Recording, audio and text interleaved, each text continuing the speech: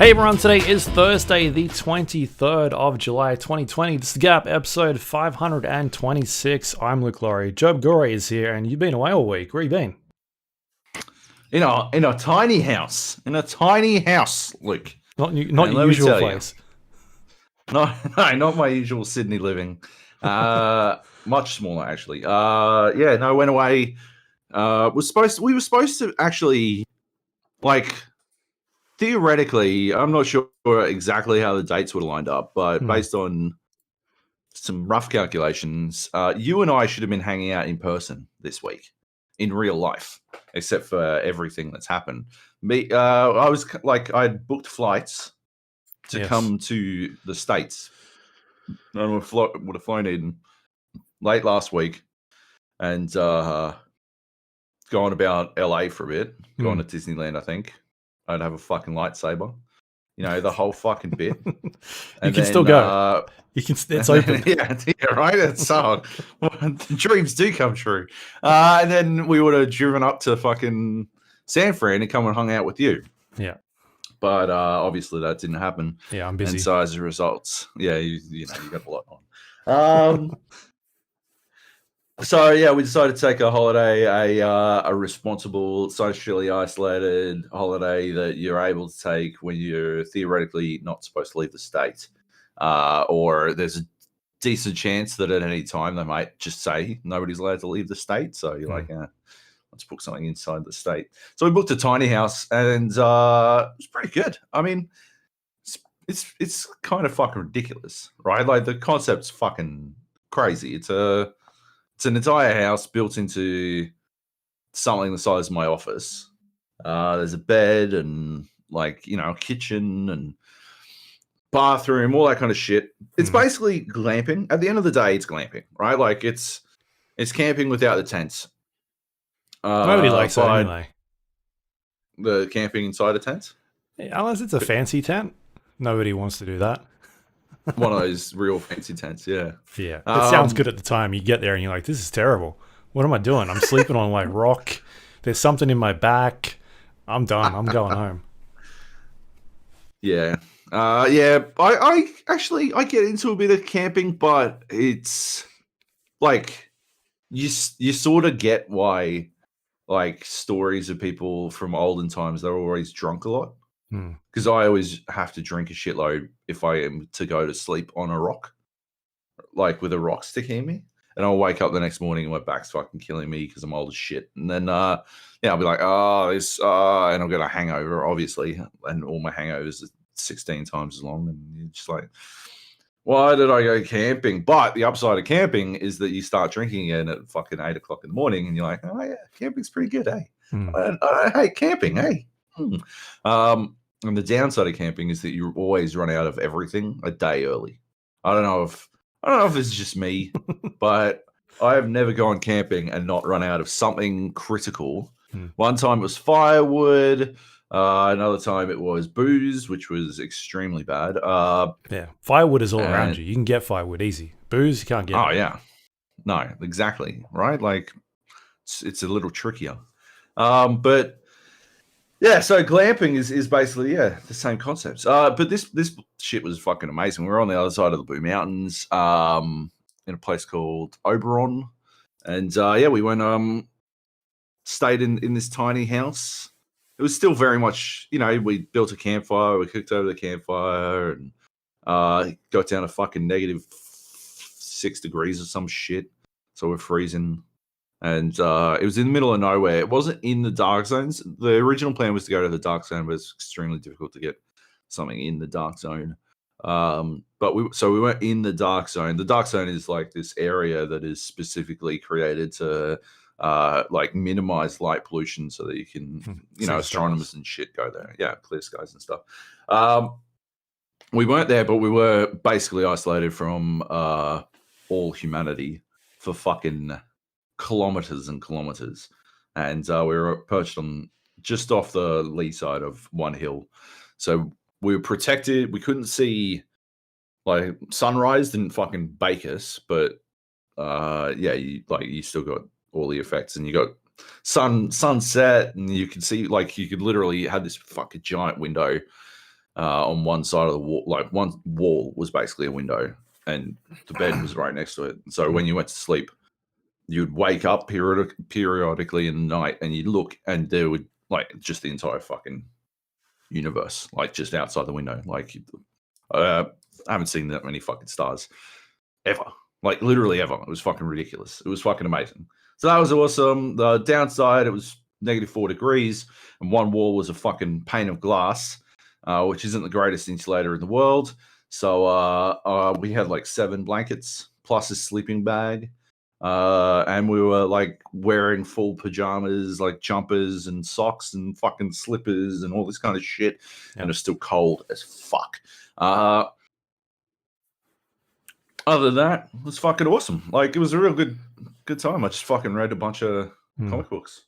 Yeah. It was good. Read was it Carthago, which I hadn't heard of before, but it's good. It's a good read. It's like a pulp adventure, like one of those old pulp adventure, like dime store novels, in that sort of style, but with a more modern, like storytelling techniques. A lot of jumps about in time, which got a little bit confusing. You had to use a lot of context to fucking work out what point in time they were fucking talking about. But yeah, basically, you know the plot to The Meg? Yep, the giant shark. Giant shark. Imagine if someone took that and actually developed like story into it, as opposed to just Jason Statham not having any sexual chemistry and then so basically that it's a decent read. There's a fuck ton of books, like 10 books or something, and I started reading the Manhattan Projects by Jonathan Hickman. The first one was Christoph Beck, I think. Yeah, Beck. And yeah, Jonathan Hickman is the Manhattan Projects, and I've only just started, but it's pretty fucking wild so far. So that's pretty cool. Yeah, like literally just do nothing holiday. Like going to America would have been do everything holiday. It would have been one of those holidays where you get back and like, I need a holiday for my holiday. Like everyone around you, like, fuck off, wanker. This was do nothing holiday. It was a perfect holiday. And fucking the drive out was like 6 hours, like 3 hours there, 3 hours back. And yeah, we listened to if anyone needs a good fucking audiobook, the Sandman audiobook is fucking phenomenal. This is like a new one, right? Neil Gaiman. Yeah, brand new, out like last week. Neil Gaiman, Sandman. And you got to see the fucking the cast on this shit. Like it's bananas. They got like proper fucking actors. They got who we got? Kat Dennings. Awesome. Kat Dennings is Death. Yeah, Taron Egerton is Constantine. James McAvoy is Sandman himself. Gaiman does the narrating. Yeah. What else? Anyone else? Michael Sheen is Lucifer. So that was pretty cool. I don't think I've met Matthew the Raven yet. But yeah, like it's just a killer fucking cast, and yeah, it's done really well. There's only one thing I didn't like was at one point they do like a sound effect of like a computer in the 80s, doing like the tapes and stuff.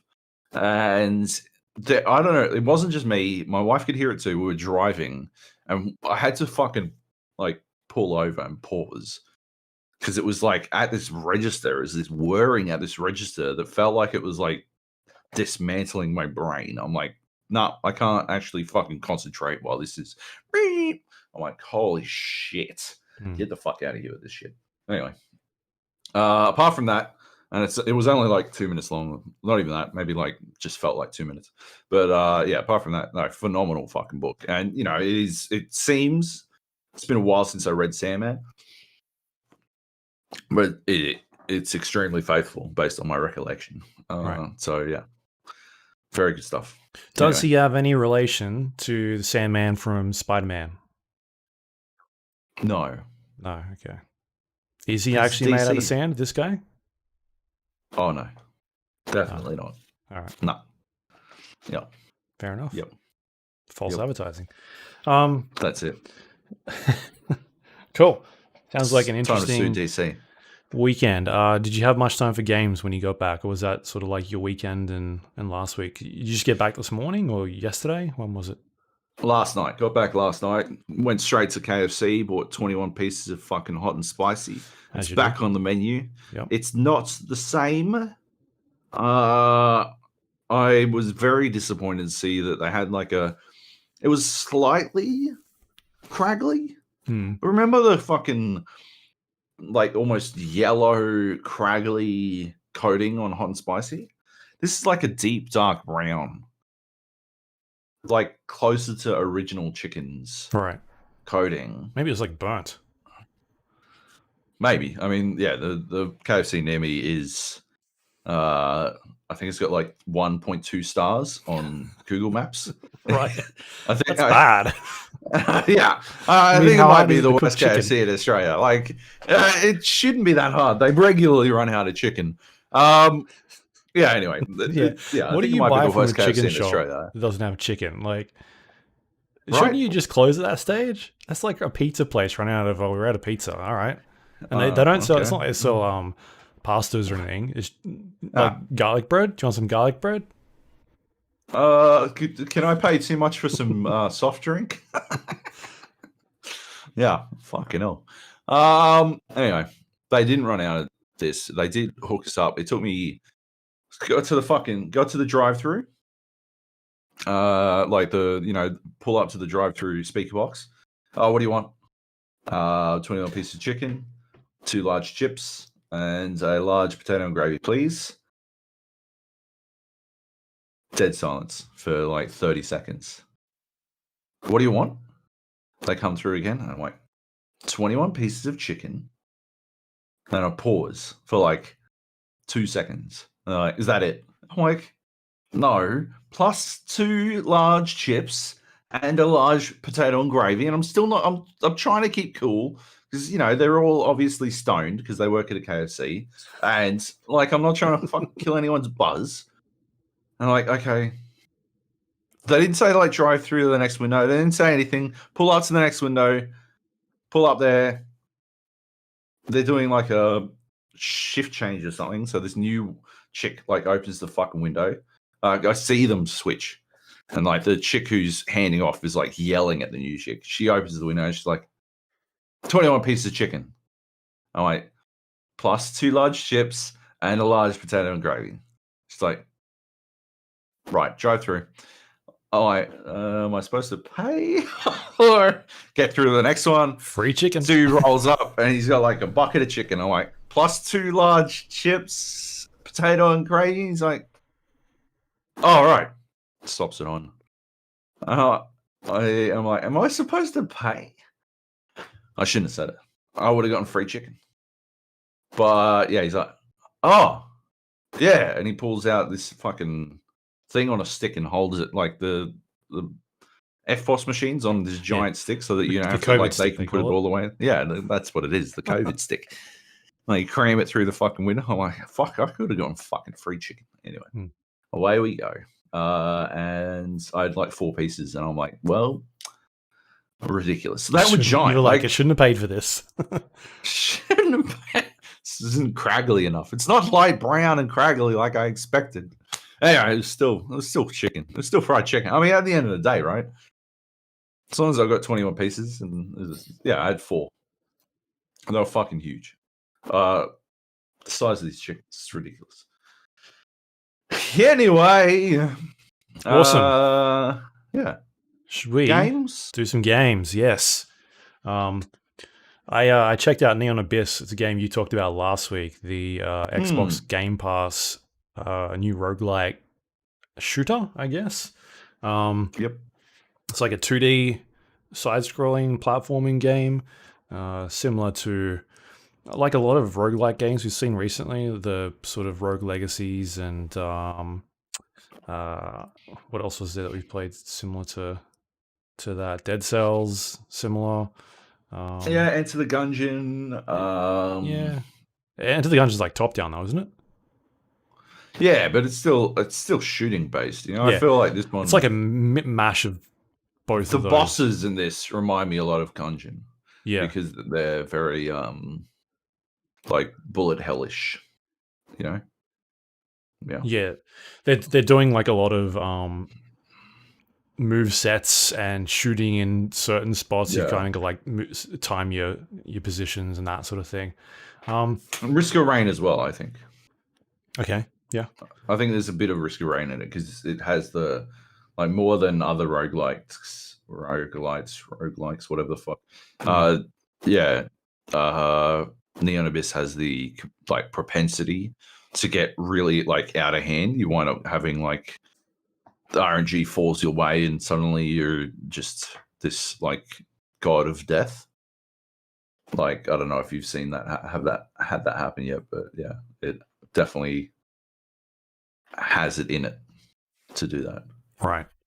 Yeah, I've only played just the sort of after we finished recording. I played for a couple hours.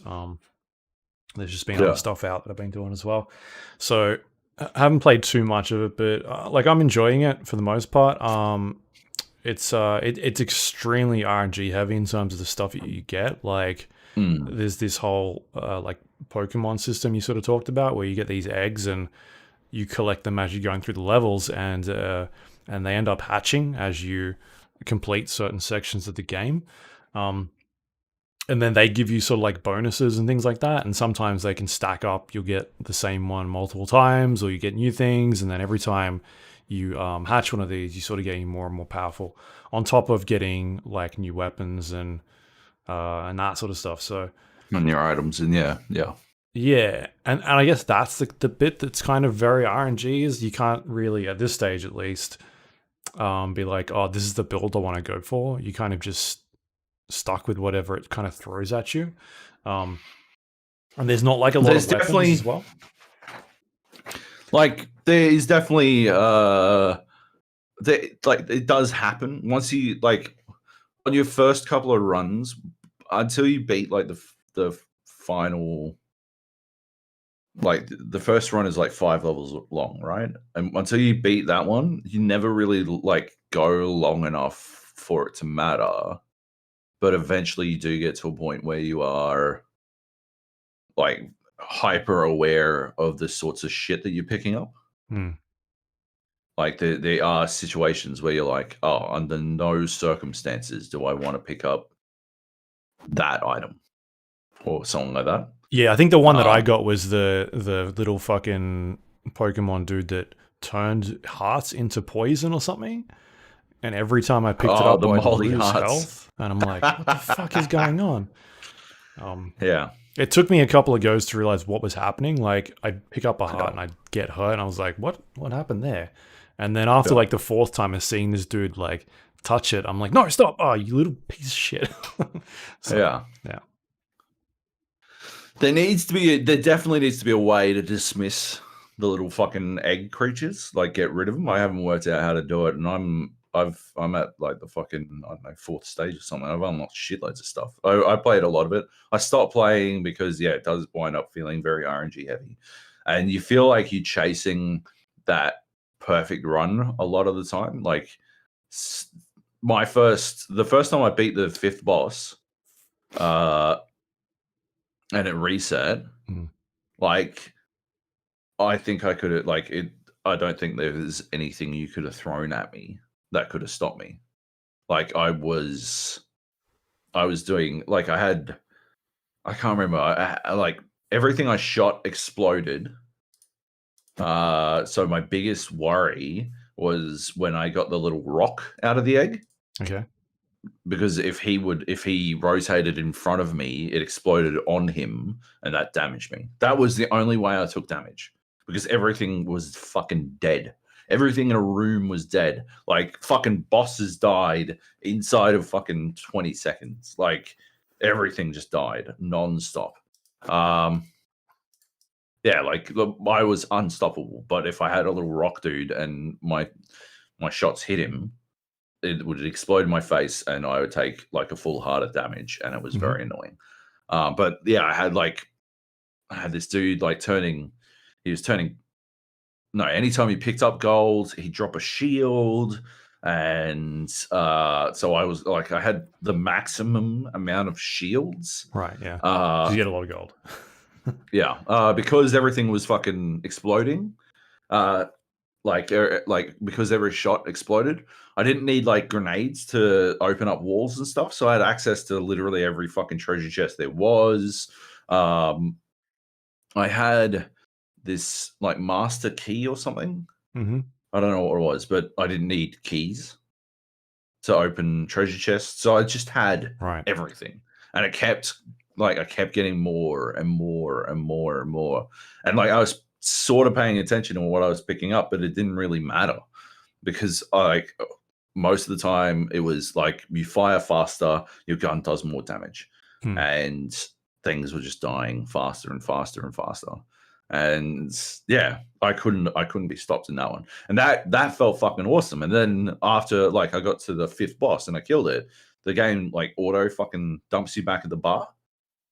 That's the end of your run. Yeah. And I'm like, oh well, that fucking sucks, but I guess I'll continue for a little bit. And the next run was shit. I had fucking garbage. And I'm like, ah.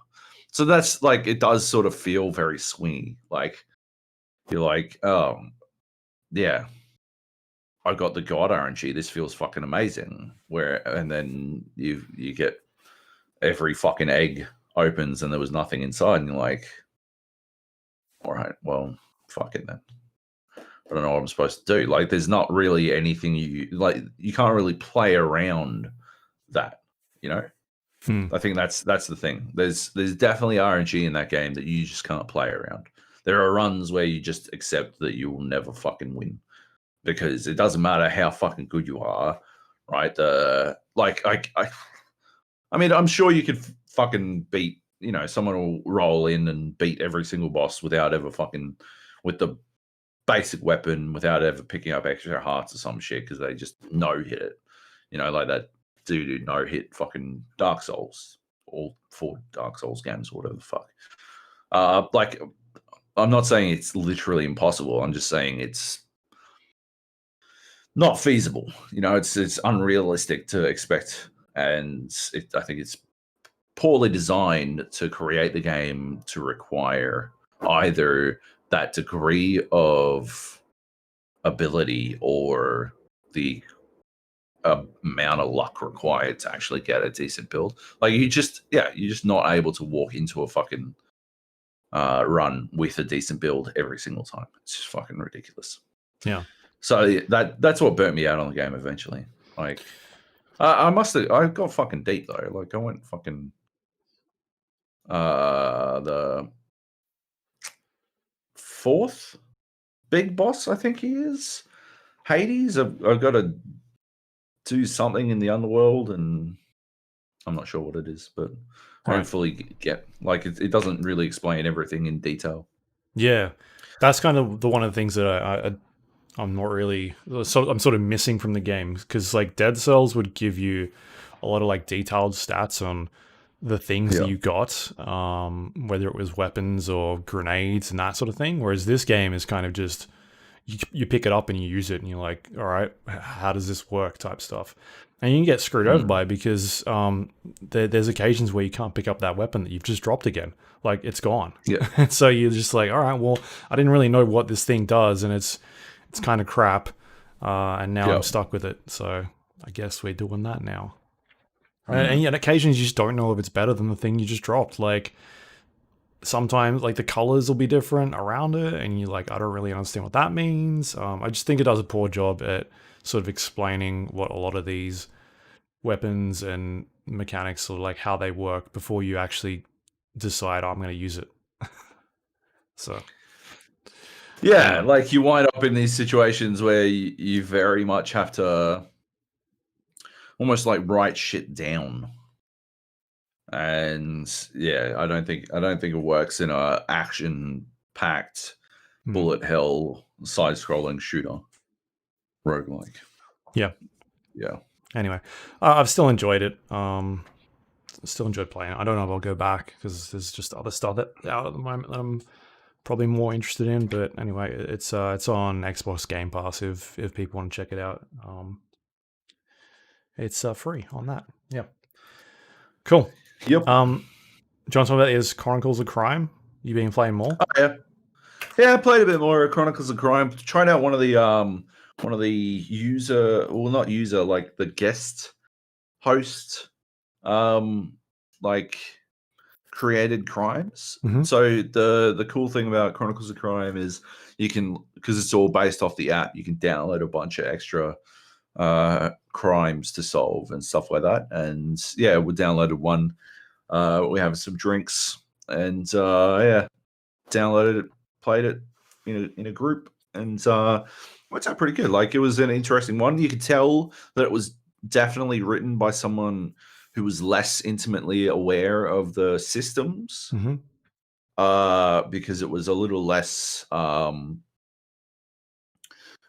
guess, experimental, It's a bit loose. or not experimental. Yeah, exactly. It was a little looser on some of the elements and how it interacted with them. But it was very cool, and I love the idea that anyone would be able to do it. Like, anyone might be able to make their own crime, and I think I could make a crime for it, and I think I'm going to do that. I think I'm going to have a fucking look. I'll at least have a look to see how much fucking work is required.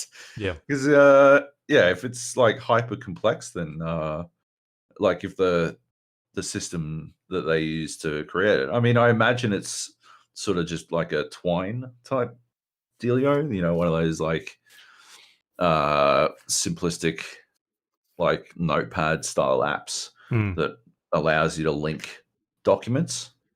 Um Right.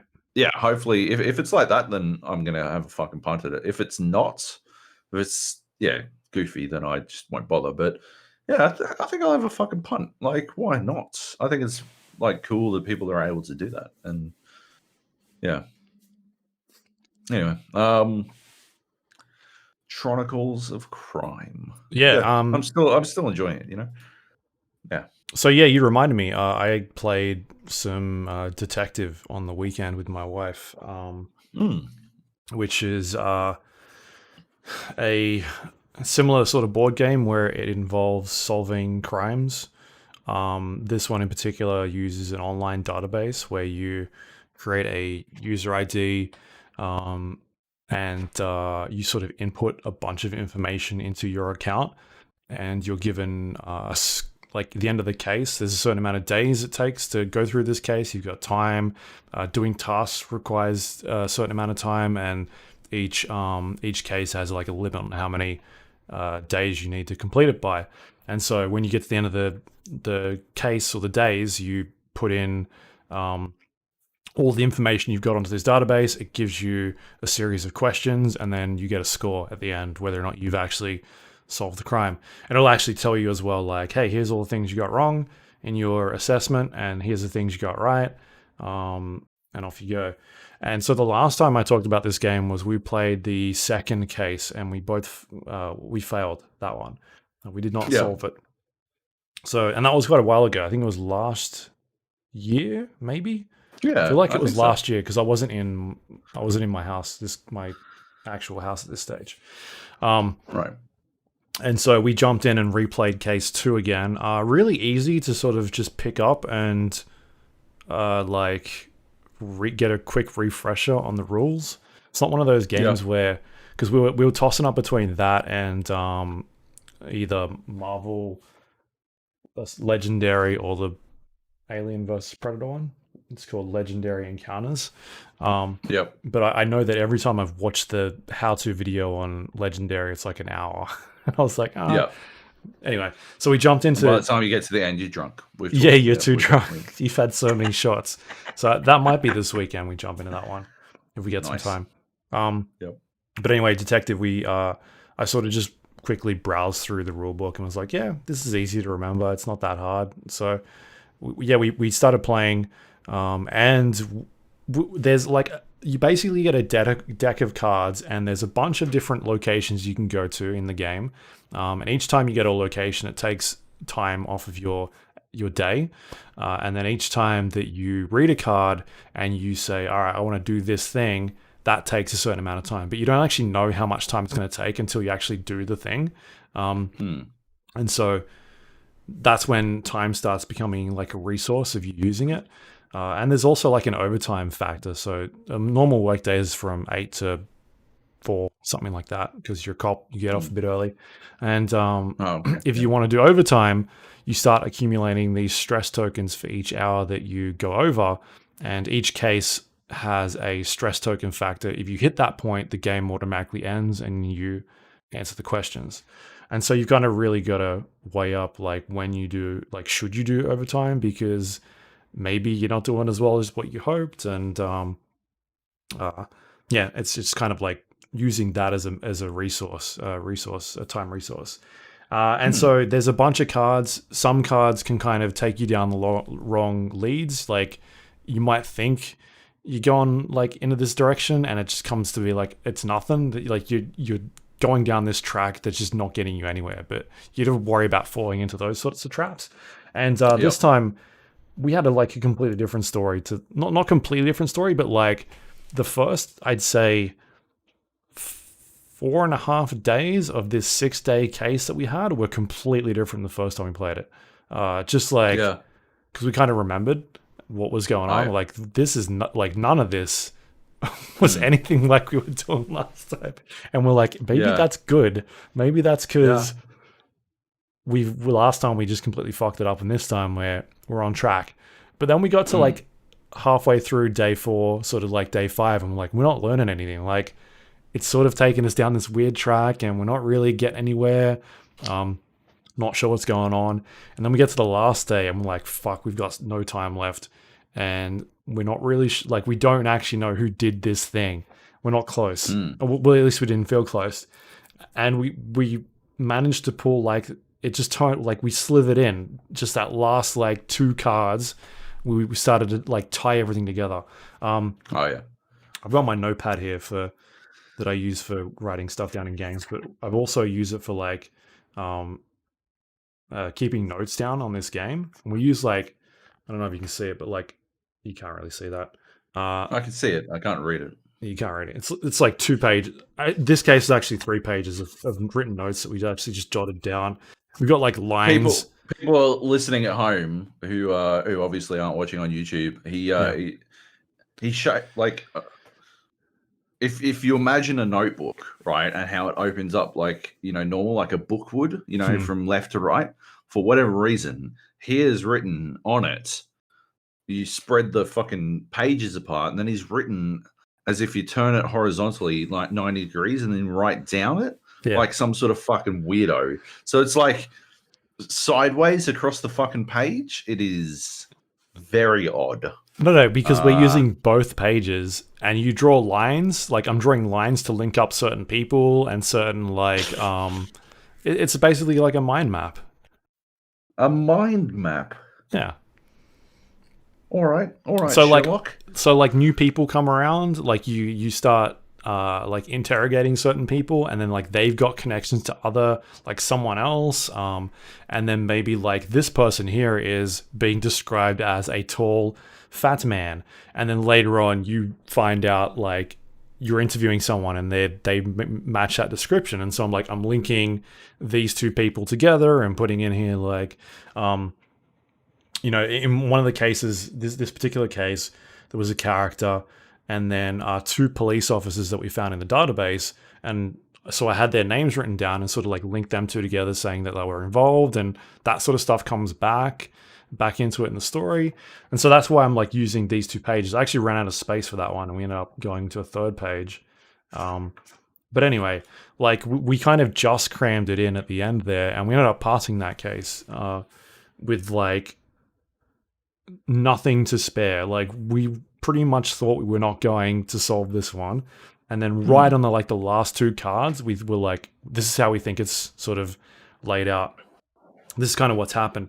And then it asks you a series of questions, and one of the questions will be who did it? Who do you think has done it? And multiple choices, 5 or 6 different answers. And then it's all right, why did they do it? What were their incentives? What were these connections? And then so we may not have figured out who did it, but we had a lot of other information there of like things that were involved, or like for an example, like murder weapons or that sort of stuff. Maybe we've gotten certain pieces of it or companies that were involved, and it'll ask you questions in line with that. So you're not necessarily going to fail in terms of, if you choose the wrong things. You don't have to get 100% of things right, but it helps to have a decent chunk of it. So yeah, we squeezed that one in, and it worked out being pretty good. So yeah, it's kind of just interesting looking at that game and being like, the first time we played this particular case was we went somewhere completely different to what we did this time. Like obviously last time we did it, we ended up we were on like this whole conspiracy theory route about this character and what was going on, and yeah, that was not where we ended up on this time. It was something very different. So yeah, you kind of just reminded me when you were talking about this Chronicles of Crime, because yeah, well, we only just barely fucking scraped through on our one as well. Like literally, we got to a point like every now and then, because everything's based on the app in Chronicles. Every now and then you get like a phone call from the yard that tells you to come, like, oh, hey, what are you doing? Such and such has happened. And it sort of adds extra time pressure, like basically when certain time thresholds are reached. And yeah, we got to the yard called up, and they're like, come back to the yard. If you do not tell us who did it in the next half an hour, we'll give you the case to someone else. So basically, this is our hard fail point. So we had to go back to the yard and just answer what we had, and we were basically like just sort of shoring up our case at that point. I were 99% sure we had all the facts, but there were a couple of lingering questions. But we just had to go back to the yard, and it turned out we had all the right stuff, right answers. But yeah, yeah, it was pretty good. Pretty awesome. Good. Yep, good stuff. All right, you've been playing more Rocket Arena. Well, no, this is Rocket Arena 3, the original Quake 3 mod. Yeah, so I mean, this is sort of tied to. So I put up a review for Rocket Arena. I did like that for a couple of reasons I'll go into a little bit, but yeah, first of all, yeah, play Quake 3. We played some OSP first. I was playing with Jai last Friday, and yeah, so we played OSP mod first, and then we played some Rocket Arena, and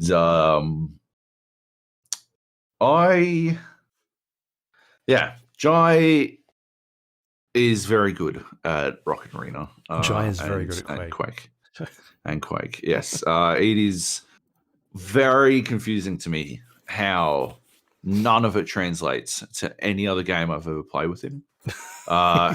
Because the man is a straight up fucking liability in basically every battle royale we've ever played.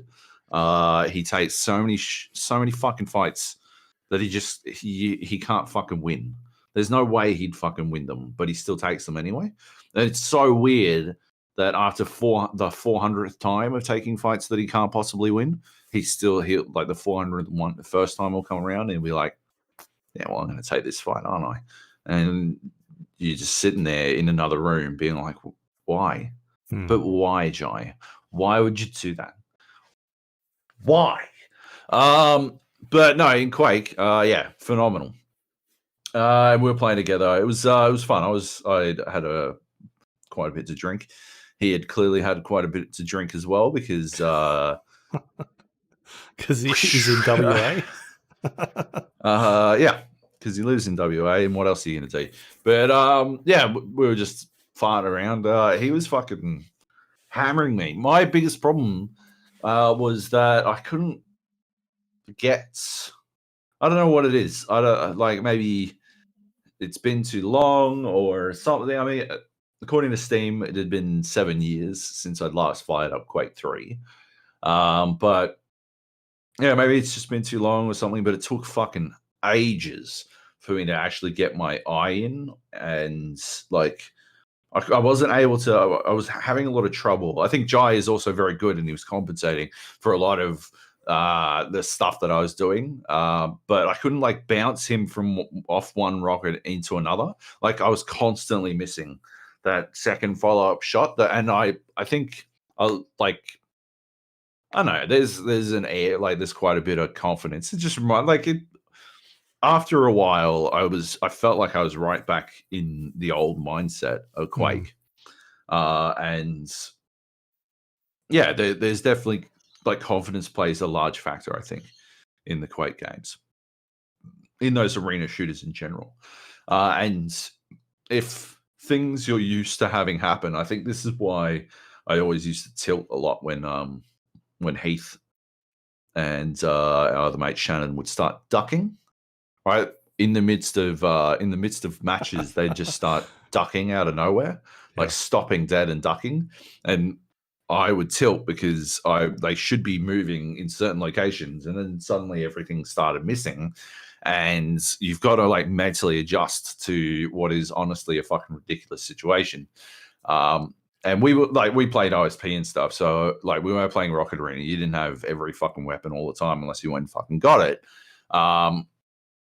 And so you weren't able, like, I think in Rocket Arena, you were always able to sort of adjust to that shit by simply switching to a weapon that doesn't have travel time. Switch to the fucking railgun, right? If they're gonna fucking stop dead still on you, then as soon as you like fire a rocket, switch to the lightning gun and fucking pound them, right? Or the railgun, like one or the other, depending on your range. And it's not that big a deal, but when you don't have immediate access to every weapon, it's a little bit more of a pain in the dick. And I was finding a lot of that while I was playing Rocket Arena. Not so much the ducking or anything, but more just the mentality of having to have the confidence and having to know that missing a shot isn't like everything. Although against Jai, it fucking was a lot of the time. Like that dude is fucking top notch.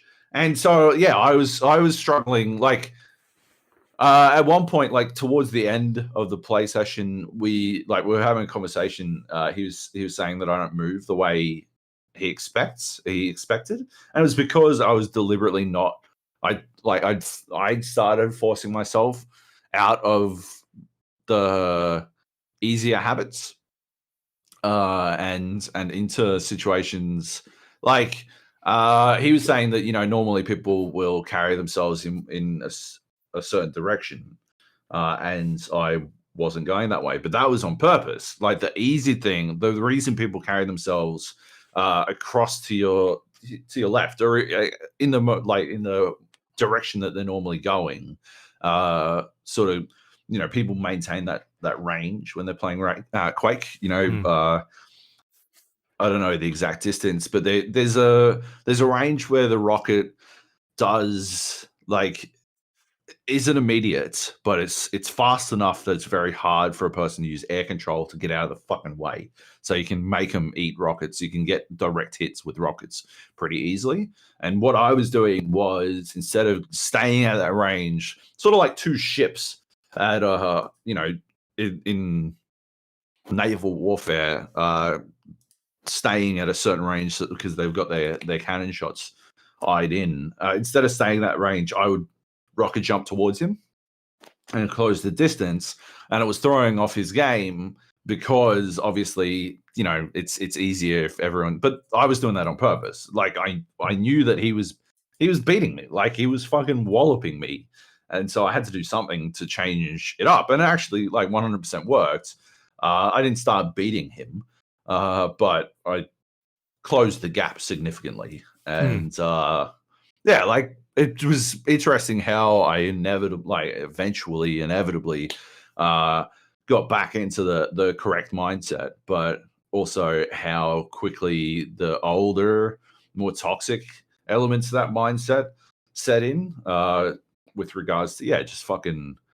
I never despite being able to mentally realize what he was trying to get me to do and why he was walloping me and how I could adjust my movements I wasn't able to adjust my aim to overcome the portion where I wasn't able to fucking hit him the way I Right. wanted to. I mean, I absolutely got him.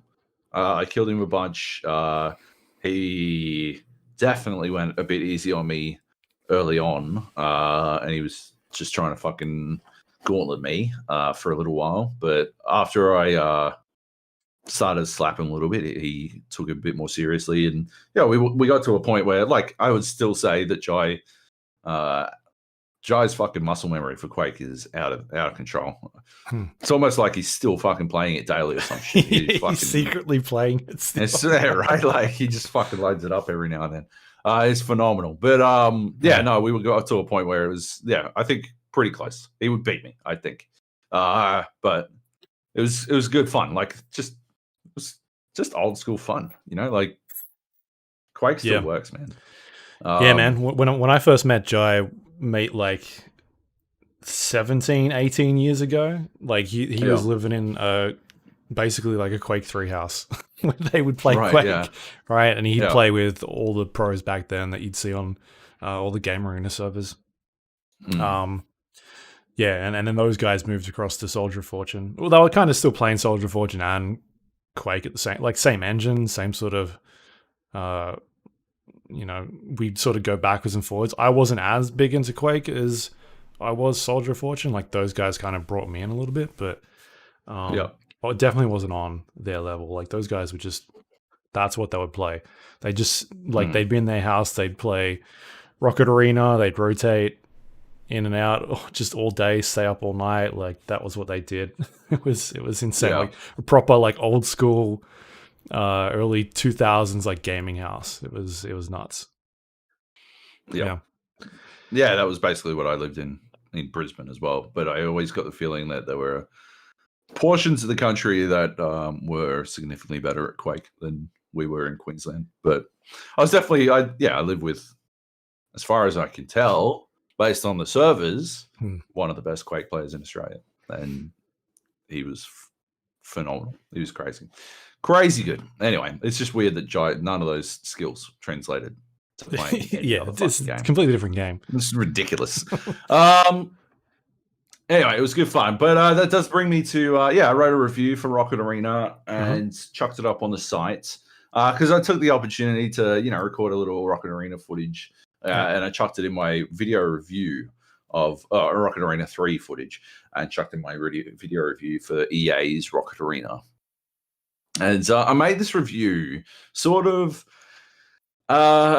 because I wanted to sort of examine, like, I know a couple of weeks ago we were talking about, we had a question from Johnny Bravo, like, about the nature of game reviews and whether or not, the concept needed to shift and why people trusted, I guess, independent content creators more than the big game review sites, the publishers. And I think I've just been dwelling on the concept a little bit over time, and I just wanted to basically use a review opportunity that I guess I didn't think was that big a deal to sort of explore the nuts and bolts of it, and I crunched the numbers. So what I did was I played Rocket Arena for 6 hours. I played it for 3 in pre-release, and then I played it for 3 post-release, which was exceptionally difficult because I did not get a single fucking. I stopped getting US games, but I still never got a single OCE game. I was the best ping I was playing was 150. Every time I played on an SEA server, like, I think 150 is almost is pretty playable for Rocket Arena. I don't know if they've patched in some sort of lag compensation, or they ratcheted it up, or it just wasn't working pre-release or what, but it didn't feel that bad. And everything I talked about with regards to the game being like rough on newcomers definitely panned out. Like, I walloped cunts I was still walloping cunts. It was ludicrous. I mean, I know the good heroes. There are definitely overpowered heroes at play. But yeah, I was straight up fucking belting cunts, and it was disgusting. So that still plays out. That played out over the course of the 3 hours. I didn't really, nothing I saw really altered my perspective on the game. In the following 3 hours, I didn't see anything that was like, oh, yeah, okay, I've got to change that in the review. I didn't want to dwell on the ping situation. In like outside of the way, like in the review itself, I talk about how multiplayer games hinge on the presence of a community. I didn't want to dwell on the fact that the absence of a community in Australia means that the game plays like absolute garbage, or at least significantly worse than it would if there was anyone playing in an OCE. I didn't want to point that out specifically because it always feels a little bit too narrow in scope. So I wanted to keep it broad, even though obviously I think that writing for the Gap is an Australian like readership primarily. I'm writing for an Australian readership. I wanted to keep it broader than that, just in general. And yeah. So I played for 6 hours. Took me about 2 hours to write the review. It took me about, and I took notes, 5 hours to edit the video together, including recording the voiceover and putting it into the video. I didn't really do a lot of editing work on the audio itself. I clipped out. I did a number of takes of each line, and I clipped out the good takes. Some of those takes are still not great. I don't know if you've listened to the review, but I don't think it's like a world class video review or anything. It was mostly just an example, and I ran out of time before I was going away, so I had to fucking pull the trigger on. Everyone's got deadlines. You got to fucking hit deadlines. Unfortunately, yeah, it's not the best review I've ever done, but it is. I think in terms of the content, in terms of the insight, I think it is phenomenal. In terms of the closing line, I think it is one of the greatest of all time. I don't think anyone has ever made a reference to the Challenger space shuttle disaster in a game review, because it is this despicable and horrible thing to do. But I did it because that's what I'm like. And so 5 hours to edit the video, and then 1 hour to get it up on the site early Monday morning, because just I don't know, it was fucking annoying. It was very annoying getting it up on YouTube and on the site at the same time. Just not everything was aligning correctly. So we wind up with about 14 hours, so if I were to get paid the regular rate for a review in Australia, that would be $250. That would be $17 an hour, which is minimum wage.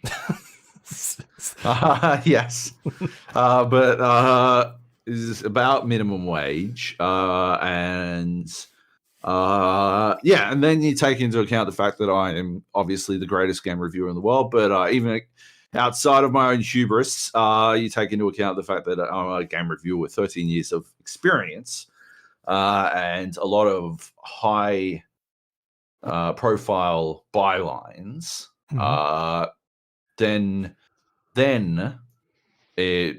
you factor that in. That is, I think, at some level expertise that is beyond minimum wage. But so what would that be? I don't know, fucking $500. So $34 an hour. That's, I guess, not terrible. But if you then take into account the fact that 6 hours is a small amount of time to spend playing a game. Yeah. If you take into account how long I spent playing The Last of Us, which was nearly 5 times that. And then you start to see we've got a situation where the economy gradually gets worse and worse the longer the game is. Yeah. And I think what I wanted to do, why I did this particular game and why I wanted to do a game review and break it down by numbers is to sort of demonstrate the I don't know, the challenge involved for like, I don't want to make excuses for anyone at all in this equation. I obviously think I should be paid as much as fucking LeBron James to do this shit, but at the same time, I would literally and have literally in this specific instance done it for free. So, like, there is like a quirk there. There's like a trick of economics that you can't really escape if you know where the value exists. You know, does the value that is there value in getting a Joab Gilroy review over a review from anyone else? I obviously would argue yes, but would others? I don't know. That's where I think the concept, the conversation behind the individual content creator comes in. Because we've argued for fucking years that what you should do when approaching a review is find a reviewer who talks to the things that you want to know about, right? Talks and shares opinions in an interesting way. So that you can get as robust an idea as possible. And so that might not mean, that doesn't mean reading IGN's reviews or GameSpot's reviews. That means reading somebody's reviews.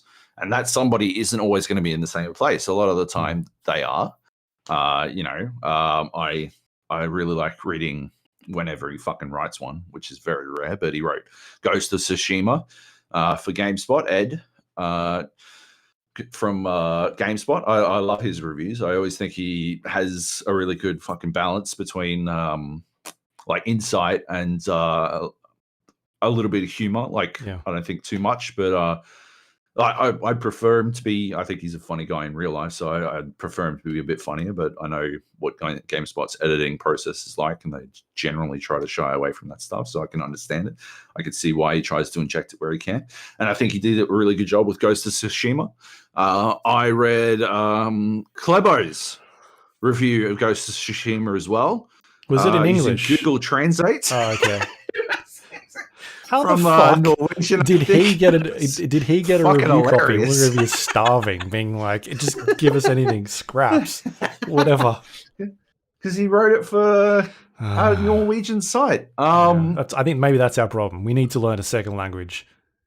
That's what it is. We need that's where the money is. No, I think like I've got no way of telling, but it was a very flowery review as told by Google Translate. Do you think we should ask him? Do you think he writes it in English first and then translates it, or do you think he writes it in? If I ever finish Ghost of Tsushima, I really want to write it in English, translate it to Japanese, and then translate it back to English again and publish it. I very much want to do it. I think it would be very entertaining. I want to do like stupid reviews. I want to do out there reviews. I want to do our Carrion review where both of us write it and then we mash it up somehow, like it's like a Carrion beast.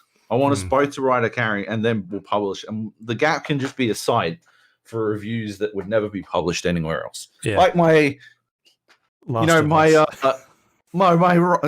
definitely my Last of Us or my Rocket Arena one. You know, they would have said you can't have that last line about the Challenger space shuttle disaster. And I'd be like, well, then you can't have my review, and then I would have scrapped the whole fucking thing. But the Gap will have it, and also that nobody's going to have a review of Rocket Arena because nobody gives a fuck. Yeah. But yeah, like we'll do Carrion Mash review. We'll do like a Japanese translated Ghost of Tsushima review. Genius stuff. No, the broader point I was making is the reason people go to content creators is because if you go to a skill up review, you get skill up's opinions every single time, and I don't necessarily agree with skill up in a lot of cases. He was calling for Philip Muchin to get a second chance earlier this week.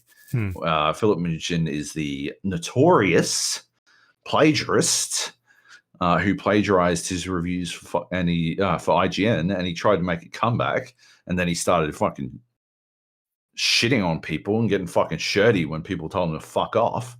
Fuck that cunt. Fuck him forever. Fuck every plagiarist. Fuck that shit. Fuck plagiarism. Holy shit. Fuck that. Anyway.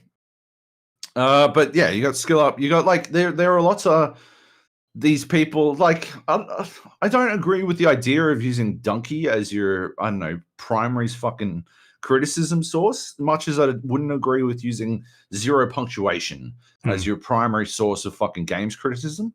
But it doesn't mean that they don't have insight. And if they're delivering games criticism in a way that you find entertaining, then you should absolutely like go to them you should get every fucking review of them. I'm just saying, you've got to be able to grab the fucking insight out from the entertainment because they are constructing things to be entertaining first. It's like when that fucking phenomenon a little while ago where people were like, oh yeah, I only get my news from the Daily Show, and you're like, that's it's a comedy show, right? Like, holy shit. What are you doing? Like, there's definitely insight. You can get news from it, but it's entertainment first and foremost. You fucking lunatic. Like, yeah, like, I don't know. I guess the broader point I'm trying to make is that, yeah, if I were on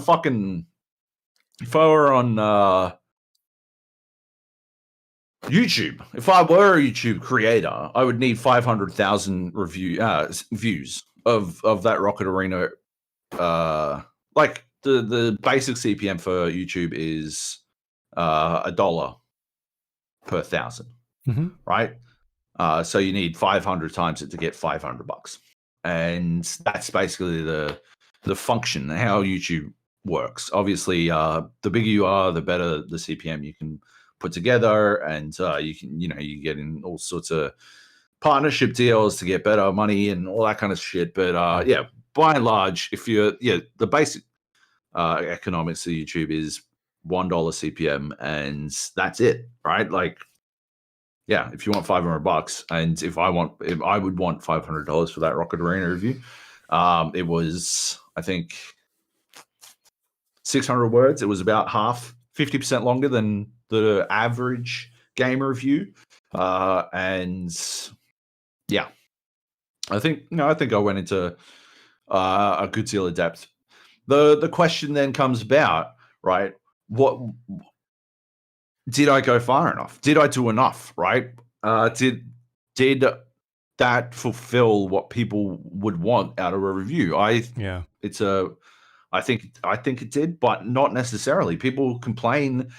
People talk about how people do, like, these content creators do reviews that are like 40 minutes long. All right. Okay, fair enough. But that is, I don't know, 5 times as long as what I did. So then, I mean, it doesn't directly translate, but you could say about if I don't know, half an hour of what I did was recording the VO, then you can blow that out an extra 2.5 hours on top of what I did, 16.5 hours. And then obviously the writing portion doesn't directly translate, but let's say add an extra hour per bulk amount of words. So blow that out an extra 5. And you wind up, like, even on a 6-hour long game, you wind up at 21 hours for a single video. So to get your $500, right, at that point, you would need yeah, you'd need what, half again. So you would need, quick maths, about 800,000 views, just to, and that is me being hyper generous with my time estimates, to blow out the same review to 40 minutes, because I mean, yeah, you'd still need that amount of fucking quality video and stuff. Yeah, like, it just, there's that scale there. The idea that I liked, the suggestion that I liked, and I don't know, like, the feasibility would be more, it'd be tricky because I don't know that everyone would necessarily want to go in for it. I don't know if everyone wants to tack on an extra hour after they've already played and finished a game review. But the idea I liked was you publish the review and then you get online on Twitch and play the game for an hour, and people can jump in and ask you questions, and ask a game reviewer questions. I actually think there's quite a bit to that idea. I think what I would probably do is schedule it like at a specific time. So, every Friday at 12, I'm gonna publish a review, publish my, the Joab review for the week, and the game, so the review will be up at 12, and then I will jump on Twitch at 12 and answer any questions, and I'll play the game either for an hour, or if I actually like the game, maybe a bit longer. But yeah, and you can jump in and ask any questions about the game, because the question, like the thing I was toying with was the idea of live streaming, writing a review, but nobody fucking wants to see that. Nobody. I don't want anyone to see me do that. And also, you're sort of tied to reviews that are not under embargo as well, right? Absolutely. Yeah, exactly. Right. Like, or there's some like fudging going on in the background there where you're like writing stuff while you're not under embargo, then you sort of like meld it in when the embargo lifts or some shit. But no, yeah, absolutely, you are tied to non-embargoed stuff. And also, yeah, nobody wants to see how the cheese is made. No, it's not exciting. Cheese is probably exciting to be made. I'd watch cheese that. Way more exciting than watching me like be all like, fuck yeah, I'm gonna make fun of people who died in a fucking rocket crash. That's gonna be good. I'm gonna have a fucking quick cheeky pull and like over how smart I am and jump on a podcast and wank myself off some more. No, anyway, I like the streaming idea as a value add, but outside of that, yeah, I think it's just a bit tricky. At the end of the day, like the function of it in a broader sense. But yeah, I just wanted to do all of that as a sort of exercise to examine the nuts and bolts of a review, just to explore that question a little bit further. So I thought it was an interesting question. But that said, yeah, I'm actually I'm gonna dive into the idea of the stream and question thing. I don't know how many questions there would be or whatever, but I think it's a good idea. I might, look into it. And cool. Obviously, I checked out the review that went live the other day. Yeah, it was really good. Yeah. Like a lot of good insight into stuff we sort of talked about in relation to like the audience they're going for. Like, who is this game really for? And it's really like, you just look at that game now. Sorry, we're talking about Rocket Arena now. You look at Rocket Arena now and where it is, like, Steam users, I think when you first posted about it, it was at like 630 something. That is the biggest gaming platform in the world, like Steam, and its peak was shy of 700 people. And a week after launch, it's somewhere around about, I think when I checked last night or today, it was about 200. It was sub 200. So a game is not it is not doing well for a $40 game that also has microtransactions and a very steep I don't know if it's a steep learning curve, but it's a maybe it's a wide learning curve. Like there's a lot going on, Yeah. right? Yeah, it's got a very high skill floor, at the very least. You know, like the base level entry of knowing what the fuck you're supposed to do. Right. It actually dropped to 0 players. It must have been an update or some shit at one point. Probably But it's yesterday. weird. Yeah. Tuesday, was it Uh, yesterday? Tuesday's Steam update day. yeah, right.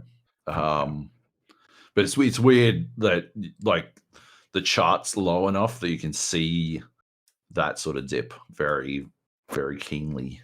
Yeah, it's it's dead on arrival. Like that game is donezo. But so I've been I also spoke about this last week. I was going to write a review for Carrion, and I did. It's not long. I wouldn't even call it much of a critical analysis. It's very, very basic in terms of its like what it is there for. But I thought I'd just toy with the idea to make a video. I haven't even started any of that stuff. I forgot that the embargo was tonight. Well, at least I think it's tomorrow. It's like late in Australia, I think, something like that. So I thought I had an extra day, but I do not. So I kind of stuffed that part up a bit. But it's written. It's about 700 words at this stage. It's not a deep dive into like the mechanics and that sort of stuff. It's very basic in terms of a structured review. But yeah, I'm just gonna chuck some gameplay video up behind it. I'll record some audio, and I'll put it up and see what happens. Yeah, and if people want to check it out, they can check it out. But it's not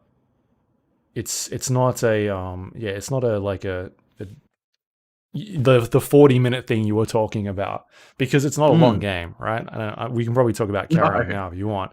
But let's go straight. That was the kind of my mentality behind it. Of, do I do a deep dive into this game, or do I just do a fucking 5-minute fucking slam dunk where I'm just like, here's what it is, here's things it does, here's some of the things I think I like and don't like, and I'm out. See you later. Like it's not a 50-minute video by any stretch. I think you could do that sort of stuff. Like we've done podcasts, we sit here and talk about a game for 3 hours, or that stuff's simple. But for a 3-hour game, I don't know if I could. 3 hour might be a little uncharitable. Yeah, it'd be like us talking over the top of Star Wars and giving our review. We could do that. Yeah. Easy. Anyway. But yeah, Carrion. I finished it a little bit after you did. I really liked it. I guess. Yeah. It is short. It's certainly short, but I think it's like it does everything it needs to. You know, like it doesn't overstay. Yeah. Like I actually genuinely, I think I could stand for it to be longer, but yeah, it could absolutely overstay its welcome. I mean, you know, I went 100% at it, just almost by accident. I got a bit lost right at the end. I forgot. You get this, like, there's this thing, right? Carrion is a game where you're a monster. It's reverse horror. You would have listened to our interview with Christoph Chimicki. Am I saying that correctly? I don't know. Christoph. I know it's Christoph. Christoph Chimicki. I think, Chimicki. Last week, the game and level designer. That was right at the end. It was a really good discussion. He was awesome. We split it out. If you didn't listen, I don't know if you put it before the credits or after the credits, but it's at the end of the podcast of last week's. And on the video side, you created a separate video, put some gameplay on the top of it. So it's on from YouTube a demo and podcast. So you can check that out if you like. He was fantastic person to chat with. The game itself, it does this. It breadcrumbs you. I think it's pitched as a Metroidvania, like a in the classic sense, the Symphony of the Night sense, where you are mentally noting like areas you can't get into, yeah, exactly, yeah. closed off gates. Like, how am I supposed to get past there? All right, fair enough. Okay, And you I'll put kind that of away keep for seeing later. it, like, oh, maybe I need Yeah, the grappling hook to get to exactly. Yeah, and you like, yeah, you're like, okay, well, maybe I'll come back when I've got double or triple jump or some shit, and yeah, that's very much what's happening in Carrion, except that it is a very carefully constructed game. There's an element, like obviously, Symphony of the Night in particular, and Metroid actually. These are games. This is far more Metroid than it is Castlevania. If I were to grab that, the Metroidvania concept at its core is far more Metroid, because Metroid is a puzzle game, where the puzzles are solved by exploration, whereas Castlevania is an exploration game with some puzzles in it. Where the exploration is served by the puzzles. Like, that's, I guess, why those two words are clashed together. Because there is an area, there's like a broad spectrum of games that sit somewhere between these two things, and this one is far more Metroid than it is Castlevania. But nevertheless, it's quite linear, and because the puzzles, linear isn't necessarily a bad thing. It doesn't feel like you're going in one direction ever, because of the way it's constructed. The beautiful way the fucking carrion monster, or the perfect organism, moves. Because of that, it never feels like you're able to go fucking anywhere you want, basically. Like, your tentacles spread out, you go wherever the fuck you want, and the only thing that stops you are these blockades, these hurdles that you need to overcome somehow. And yeah, there's quite a bit of puzzle solving in the process of remembering and utilizing your skills to overcome those things. But it is ultimately quite linear. It's not a game that is hiding things all that much. Like, some of it's 100% the game. There is an element of quite a large degree of backtracking, but there's quite a decent amount of I guess switched based, like gated puzzle solving, like lateral thinking required. But that's for 100%. To solve the game on a basic level, all you need to do is remember your abilities and how they interact with the environment, which is specifically what I forgot right at the end. Like, I'm not fucking lying, a room away from finishing the game. And then I'm like, how the fuck am I supposed to do this? Maybe I'll go back. And then I went and unlocked. Maybe I can't do it until I unlock all the abilities. And so I went and unlocked literally everything, technically 100%ing the game. And then I'm like, well, I don't fucking know. Went back and then pressed the single button. And I'm like, oh my God, I'm such a fucking clown. Yeah. But yeah. I think that's the biggest downfall of the game, is it doesn't have a map. And I think we talked about, did we ask him last week? Yeah, I think it was a case of them not having the resources or something like that to do it. Yeah.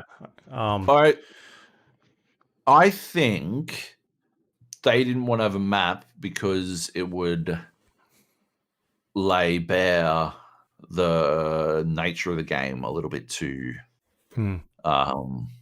openly. Like, it'd be a little too odd. The mystery needs to exist, and I think it would be far too obvious.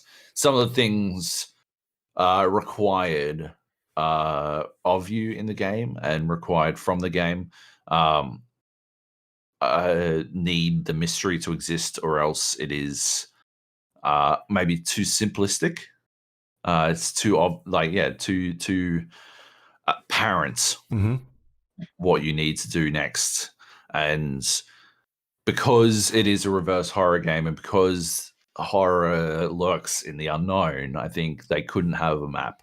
So I don't know if it was a resource. I mean, obviously it is an exceptionally small team that worked on it, but I I don't know that resources were necessarily. I think if resources were the problem, it was more the desire to assign resources to it to make it work in a way that wouldn't ruin the rest of the game. You know, Hmm. like I don't know. You don't have a map in Dark Souls, right? And I don't think you need one necessarily. You've got a list of places you can go, and there is a sort of list of places. It's by no means as large as Dark Souls, but there is a sort of list of locations in Carrion that does explain to you what is required or what you need, what you've What's got left to left? do and stuff. Yeah, I think that was the bit that which was a little bit too confusing for me. Was that like there's a sign above it, and you're like, is that where I'm going, or is that where I am right now? uh, And I mean, occasionally you get to a point where you can kind of tell like where you are and like the label above it, but I just don't think it tells you or gives you that information that's quite as easy to digest. Like at one stage, I'm like, I don't know if I'm supposed to be here or if I'm supposed to go through the door and that's where I'm supposed to go. Or like as you were saying, I think that'd be my biggest criticism as well. In their attempts to obfuscate the nature of the breadth of the game, they I think a fair amount of clarity is sacrificed at the altar at that altar. And I think the game is ultimately worse for it, but not to the extent that it is overall detrimental in a way that takes too much away from it. It's just confusing. It's just a yeah, little bit frustrating, like a tiny bit frustrating where you're like, oh, what the fuck? because at the very end of the game, you need a thing to get through a door, right? Yep. I won't spoil it, but anyway, I didn't know how to get through that door, and I must have stumbled upon the thing that I needed to get through it. I was just like, oh, okay, this is where it is. But it's not like I worked my way there. I was just kind of like, oh, all right, maybe I've got to go backtrack, and I just started exploring all the places I've been to, and somehow I ended up in the room that I was supposed to be in. I was like, all right, fair enough. Like it just didn't feel satisfying. I just kind of walked into the room. Well, the alternative is that I did exactly the same thing, except I must have missed that room. And so I went literally everywhere and backtracked and got everything. And so by process of elimination, the only thing fucking left for me was that room. And I didn't find that necessarily satisfying either. Like that's the thing, right? Like, yeah, at some point, the obscuring techniques required to make the bulk of the game work hinder that last chunk, and I think that it robs from the end of the game a touch. Yeah, I mean, we both had the exact same experience. We haven't talked about it since now, so it's that was the one part where I was like, I'm feeling a little bit lost here. Like, I'm not sure what I'm supposed to do. Yeah, but the rest of the game, I think, fucking absolutely works. I mean, it is. It sets out to be a reverse horror game, and you play it, and you feel monstrous. Like you feel fucking properly monstrous. It does such a good job, and it does a really good job of like slowly giving you new abilities.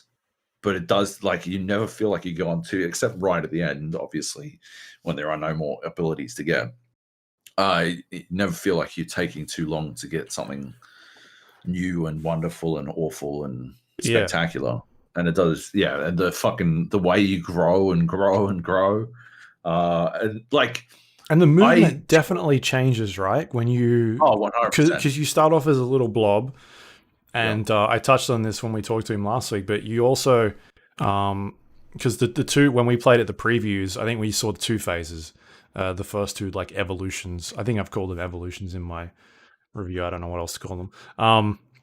But like you start growing in size, and that kind of changes the way you behave you manipulate the environment, because now you're sort of like you're in one stage you're a blob, but then you get to the point where you're like sort of like a worm, and you can move left, but when you move right as well, it's not like this is the head. It all of a sudden becomes like there's two heads on the thing, and it's really weird to interact with stuff. And I think that's really fascinating. Like, each time you grow or decrease in size, the movement changes a lot, right? It's really quick and easy to move around when you're small, but as you get bigger, it's a little bit slower. You move a little bit differently, like it's a little bit more sluggish, but you're also this giant, like powerful thing that's got a bunch of just ridiculous abilities. Like, it's really fascinating how they've changed the movement based on how big you are. Yeah, and I think like initially it annoyed me, and then it sort of dawned on me how like much it made sense.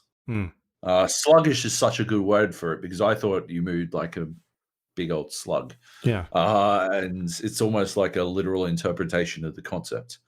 And I think it does a really good job of like making you feel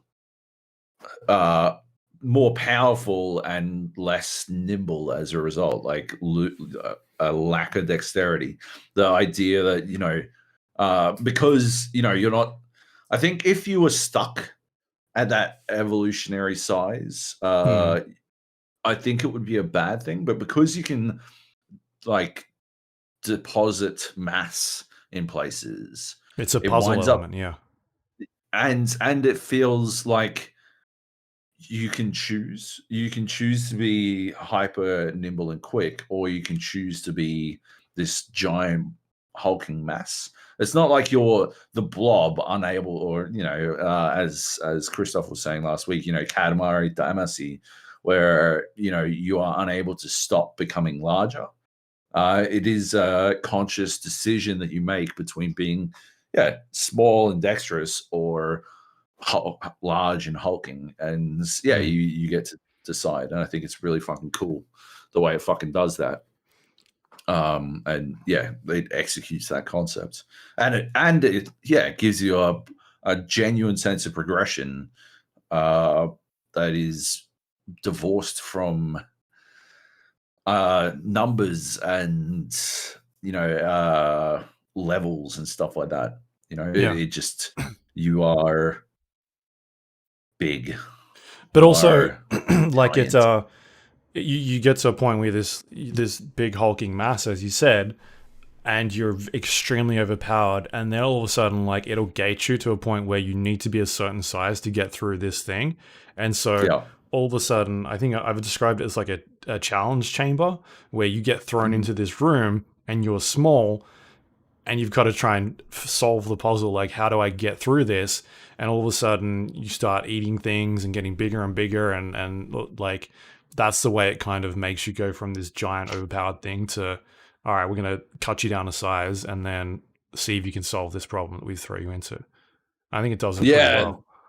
And it does a couple of times. I don't know if this is the like the little upgrades that you get, which are mostly useless, but I wound up getting them all anyway. A couple of times you need to be big, and you need to shave off size by taking damage, which I think is pretty cool. And you need to then replenish that size later. And it's not like you can just deposit your biomass and replenish easily. You need to lose the biomass by being shot and then replenish, or you need to lose a certain amount of biomass. You need to drop from 3 to 2, and it's very easy to drop from 3 to 1 without even fucking noticing it.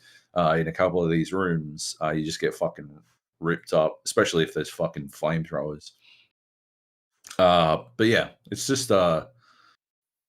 there's I think if I miss anything, because it's so carefully constructed, each puzzle is so carefully constructed, there's room for you to solve each puzzle in different ways, but it's sort of like instead of going from A to F, and you can use B or C or D or E to get there. It's more like you're going from A to C, and you can use B1 or B2 or B3 or B4. And like, so they're all minor variations on the same solve. And I feel like it's a game where it might have like benefited significantly from a couple of rooms where there wasn't really a puzzle to solve outside of expressing yourself as the monster. Like some giant rooms where all there was to do was kill shit. And so maybe in the first one, you've just gotten the ability to like web shit up against a wall or something. And it would be about sort of getting through webbing the correct enemies and like how you wanted to go about webbing those enemies and like ripping them to bits, and like the dudes who you can't eat necessarily, you sort of just chew on them and then throw their body away. Are they robots or androids or something? I'm not sure. Anyway, the dudes with machine guns. Yeah. And then at the second level, you'd have like you've got your new ability. You can like shoot stuff. Like a web. That's the first. That's like small evolution. You got a web on the R1, and then second evolution you shoot. Do you shoot spikes, or is that the one where you power blast? Yeah. And there's a bunch of different ways you can use power blast to attack people, or maybe like infest someone with your tentacle or whatever. And then the third one, it'd just be like fucking robots, those mech things, guns, and you sort of like it would sort of just like give you the opportunity to express yourself through combat as opposed to through puzzles. I feel like it is a game where you express yourself entirely through puzzles, express your capacity and understanding of the monster through those puzzles as opposed to through the combat itself. And yeah, I feel like that's maybe one thing that it's missing, that ability. That a couple of those rooms would be really interesting, just to show the sheer power of the monster. But yeah, I definitely went through and opted to leave a couple of people alive here and there, like I was saying in the interview. A little dude Dan, who just didn't have to die. He just had to sit in a room surrounded by fucking the corpses and entrails of his friends. Cool guy Dan. Didn't go pick up a gun, even though he might have. He could have. He knew better. Yeah, like, I don't know, it's just a cool opportunity to express being a fucking monster. Yeah. I think it did it really well. Yeah. Like you were saying, yeah. I think you said it took you 4 hours, right? 3.5, 4 hours, somewhere around there.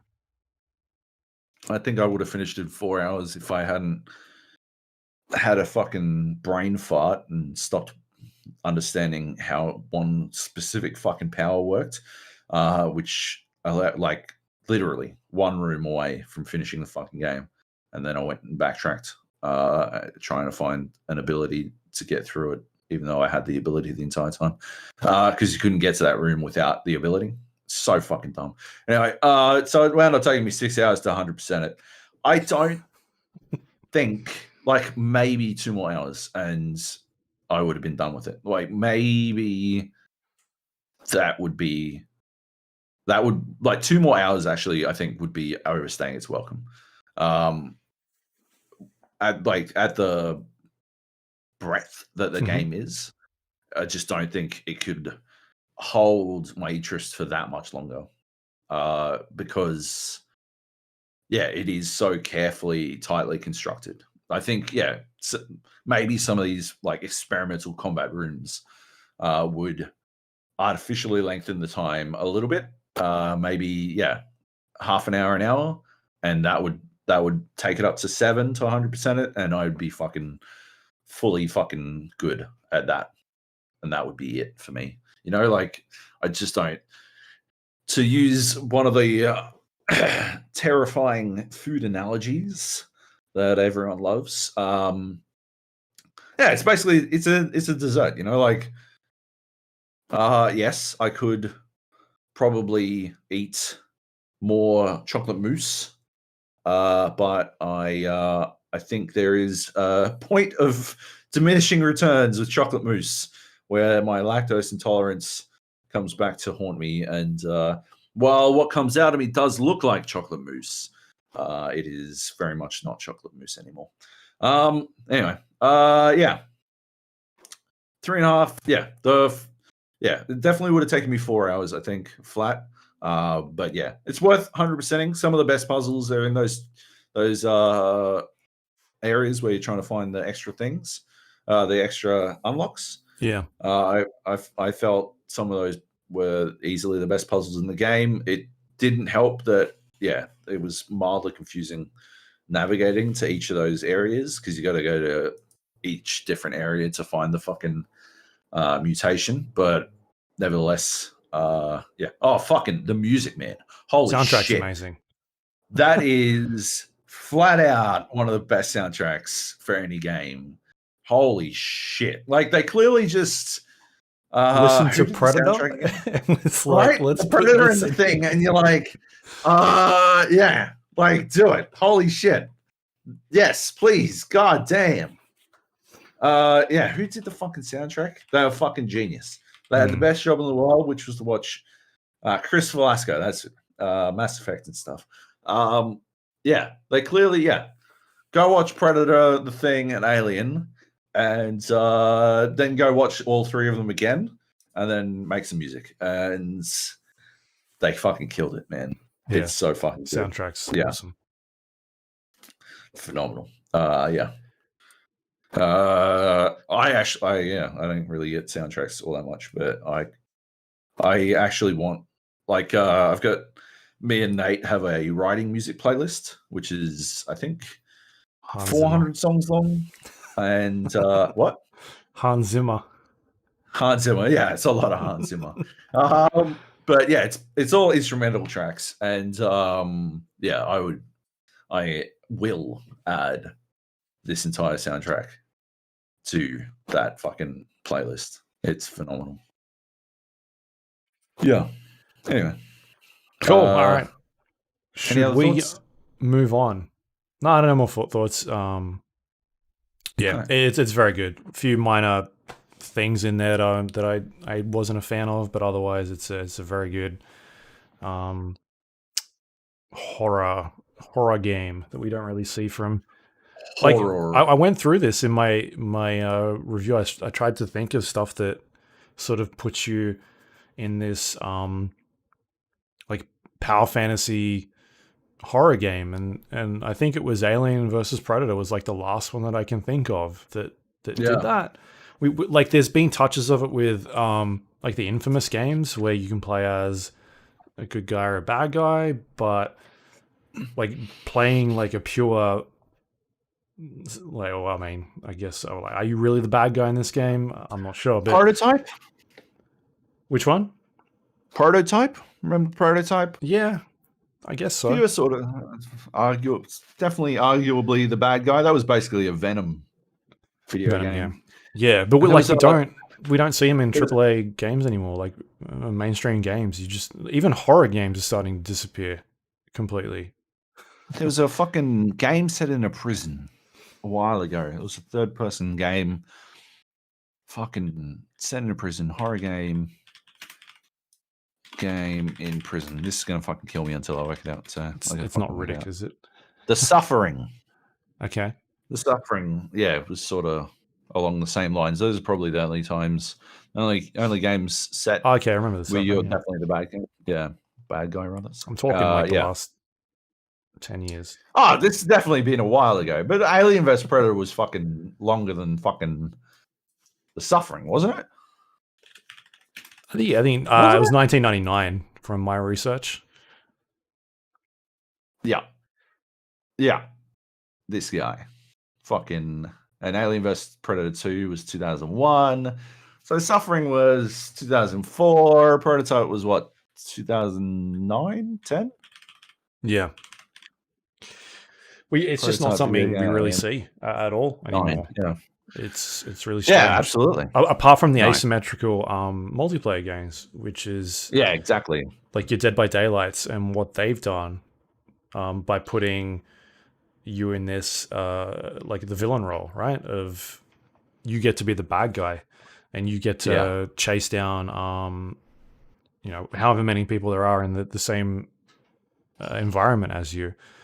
You don't see single player games doing that anymore, which is here's an idea. Carrion Dead by Daylight crossover. What do you reckon? Carrion monster in Dead by Daylight. It's genius. Right. And you can have and the new survivor is Dan. Okay. The guy I let live. Yeah. Just didn't kill him. What's and his special moves? His special power is he doesn't have any skill checks because he's a scientist. He doesn't need he never fucks up on a generator. There's no way that he fucks up on a generator because he's a mad scientist. Yeah. All right. That's cool. my idea. Cool. Anyway, Carrion. Absolutely. I mean, it's on Xbox Game Pass. Yep. So if you've got Game Pass, 100% definitely play this. It's definitely worth playing. Otherwise, it's on Steam. Switch. There's going to be a physical copy on Switch. I don't know. Christoph listed all the places, and he said that everyone has to buy them on all of those platforms, right? Except PlayStation. Probably. It's not on PlayStation yet. It's not on PlayStation, yet. But yeah, anyway, good stuff. I played it with the controller. Me too. Absolutely. Yeah. But I also jumped in quickly to check it out on mouse. It seems to play differently on mouse, like maybe better, which is weird, really? Because you can like really aim tightly on the mouse. Yeah, that makes sense. Because I thought it was going to be moving around like directional with the mouse, but it's not. You're just aiming with it. So right. Maybe I made a mistake. Moving is all WASD. Yeah, that's a good point. There are a couple of times when you're trying to do you're trying to snake your tentacle up to grab a certain guy. Yeah. And you miss. You just barely miss, and that makes them turn around and set you on fire, and you're like, fuck. Yeah. Or it alerts the fucking mechs, and you're like, shit. Time to restart on this room. Okay. Anyway. Moving along. Superhot. Joab. Superhot. Superhot Mind Control Delete was a free update released this week for Superhot, the original game. So if you've got Superhot, you can check this out. We've talked about Superhot before. We talked about Superhot VR on here, and now there is a third installment in here, which is sort of like, I wouldn't even call it an expansion. It's like a separate game, basically. It's not really, because it's doing completely different stuff. Yep. It's like I guess a wave-based, or like these different procedurally generated, well, not even procedurally generated. They're all sort of similar types of levels. You kind of replay them over and over again, and you get different types of abilities. The levels get harder and harder as you go. Different types of enemies come after you. It's not like the original Superhot, where it's you trying to solve a level and a puzzle and trying to figure out how to get from point A to point B. This is, you get in a it's like a series of different levels you've got to try and accomplish with lives now. So in original Superhot, you would get shot and you'd have to start again from the very beginning of that level. But in this one, you start off with like 2 lives, and you've got to do 6 or 7 levels in a row without losing those 2 lives. 3 lives. Okay. 3, right? I think I'm pretty sure it's 3 by default. Nah, you should have 3. Because you can get 4. Nah, you get 3. How fuck you only got 2? It's 3 by default. I swear it's 3. I thought it was 3 as well, but I've only ever got 2. I don't know. I've never died, so. Well, I've died a couple of times, but because I die in 2 shots, and I'm always confused as to what is going on. So maybe something weird's going on there. I have to check that. Because I thought it was just a power-up you'd get. Like you get an extra one when you like finish some levels and shit, and it always goes to 4. Maybe I've got 3 by default because I bought. How much of Maybe this it's have pay you to win. played? Heaps. Why? I'm up to like node 5. I don't really know where I'm up to. But I've had it like I bought it early access, fucking ages Oh, ago. maybe you've So got the pay to win version. maybe I've got the pay to win version. Maybe that's what's going on. Yeah. They give me an extra life. So there's like a chunk of levels you've got to complete, and every once in a while it'll give you a new ability you've got to try and select between. And eventually, once you finish that chunk, you move on to a next series of levels you've got to try and figure out. And sometimes you get new unlocks once you've done them. There's little like bits of storytelling that's sort of sprinkled in between. But yeah, it's not anywhere near like the original game. It's it feels like a spin-off, but at the same time, a spin-off that's got a bunch of like crazy wacky mods that they've thrown in. Stuff like being able to throw your katana and have it come back to you, like force powers. Just weird, like you can like warp to people and punch them. It's like a charge ability. Being able to throw objects faster than any, like more powerful and quickly. It's just a really interesting game. It's, I don't know, like I wasn't having as much fun with it as I was when I first started, because I was like, oh, this is kind of repetitive. But then it kind of just starts like amping up, like piling on top of each other, and more weird shit starts coming into the game, and I've started digging it a little bit more.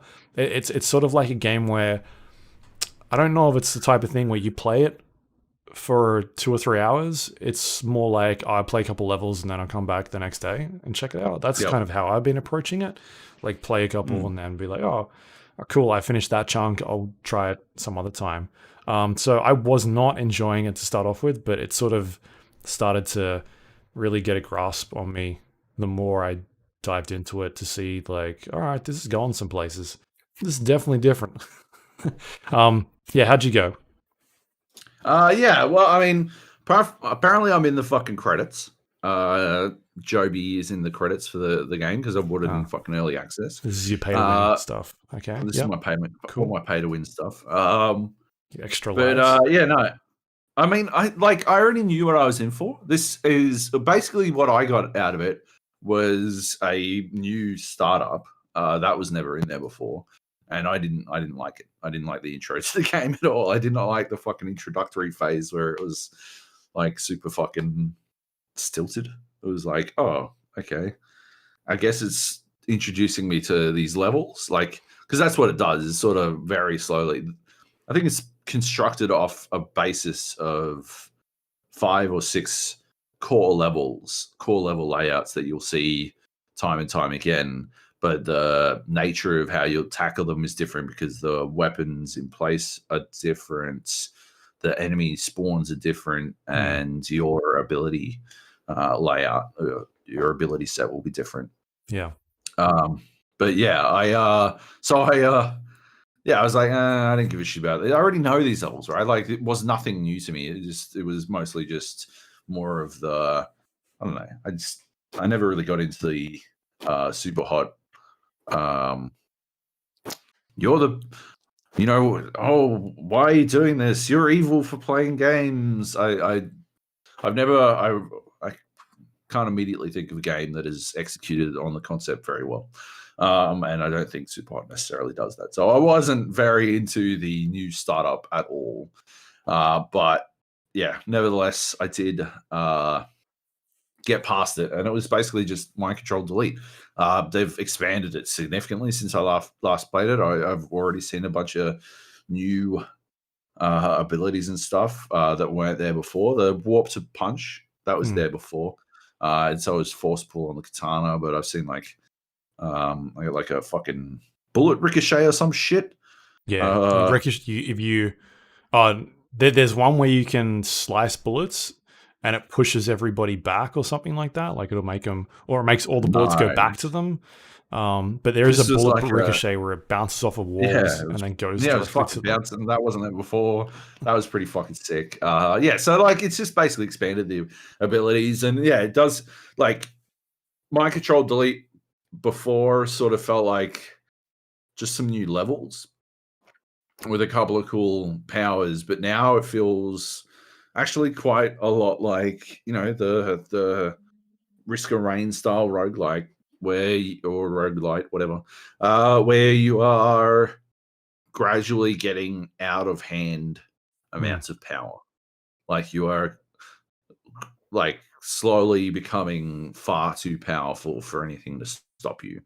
And because of the nature of the game, because of the way Superhot works, it doesn't really suffer from the same RNG thing where you're like, I got kind of dicked on my moveset on this one, so I'm probably never going to be very successful. Like there are definitely some enemies that are very challenging to deal with, but because of the pacing of Superhot, it's always kind of slow enough for you to deal with that shit. Like you can always, it's not like in a game like Neon Abyss to directly compare the two.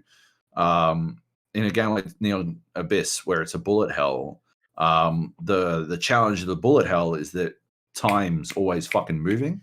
Whereas in Superhot MCD, you can just sort of fucking pause. You can just stop fucking moving for a bit. Or if you can just very slowly move your mouse to get your peripheral and analyze the situation, you just take a second to fucking work it out. And you can actually get through almost anything. Just like even with the most basic shit. Yeah. Just like punching people. Like, yeah, the only times you're really super fucked, like I spawned into a level and like the 3 dudes down the hall had fucking guns, and I was standing next to I think I had there was a mug and a throwing dart, and those were my fucking options. I'm like, all right. I don't super know what my fucking options are, and I'm like very slowly turning around. I worked out eventually that I could walk to like back the way I came and into a room, and like I did it while bullets were fucking just barely fucking missing. And like it was in a hallway, like I was pretty fucked, but yeah, I managed to do it. And they moved to finish the job, and that allowed me to close the distance. I never would have been able to close the distance myself, just normally, you know. Anyway, I think it's very fucking good. I think it's really fucking good and very much worth grabbing. If you are a fan of the Superhot idea or like concept, yeah. Do it. Yeah, it's I mean, especially because it's free. If you've already bought it, it's just kind of there. If you've got Superhot, yeah, it's free. Because they easily could have charged for it, which is strange to me. Yeah. Well, I mean, I bought it. Yeah. Right, like you a sucker. Yeah. Oh, no, a sucker. Yeah. Anyway. All right. Last up, we got Ghost of Tsushima or Tsushima. We can pronounce it properly now. Yeah, because we know how to say it. Yep. Tsushima. Yeah, Ghost of Tsushima. Yeah. Kevin, where's the Tsushima gone? Where is it, Kevin? Anyway, hey, I've got a question, Luke. Sure. Do you think the PlayStation 4 is depressed? Why is that? The last 2 games it's released have been some of the fucking bleakest shit I've ever played in my entire fucking life. Holy shit. Right. Is it just like this team at Sony Computer Entertainment, they're just like, everything's getting worse. I want all our games to reflect how everything's just fucking terrible. Yeah. Just the fucking, like, The Last of Us, and you're like, oh, yeah, fair enough. Let's go through this. Well, my, common law wife has left me, and I didn't get the revenge I was so deeply searching for, and my father figure's dead, and for fuck's sake. And now it goes to Tsushima, you're like, oh yeah, I'm the hero of Tsushima. I keep saying Tsushima now that we said. Shouldn't have brought up Kevin.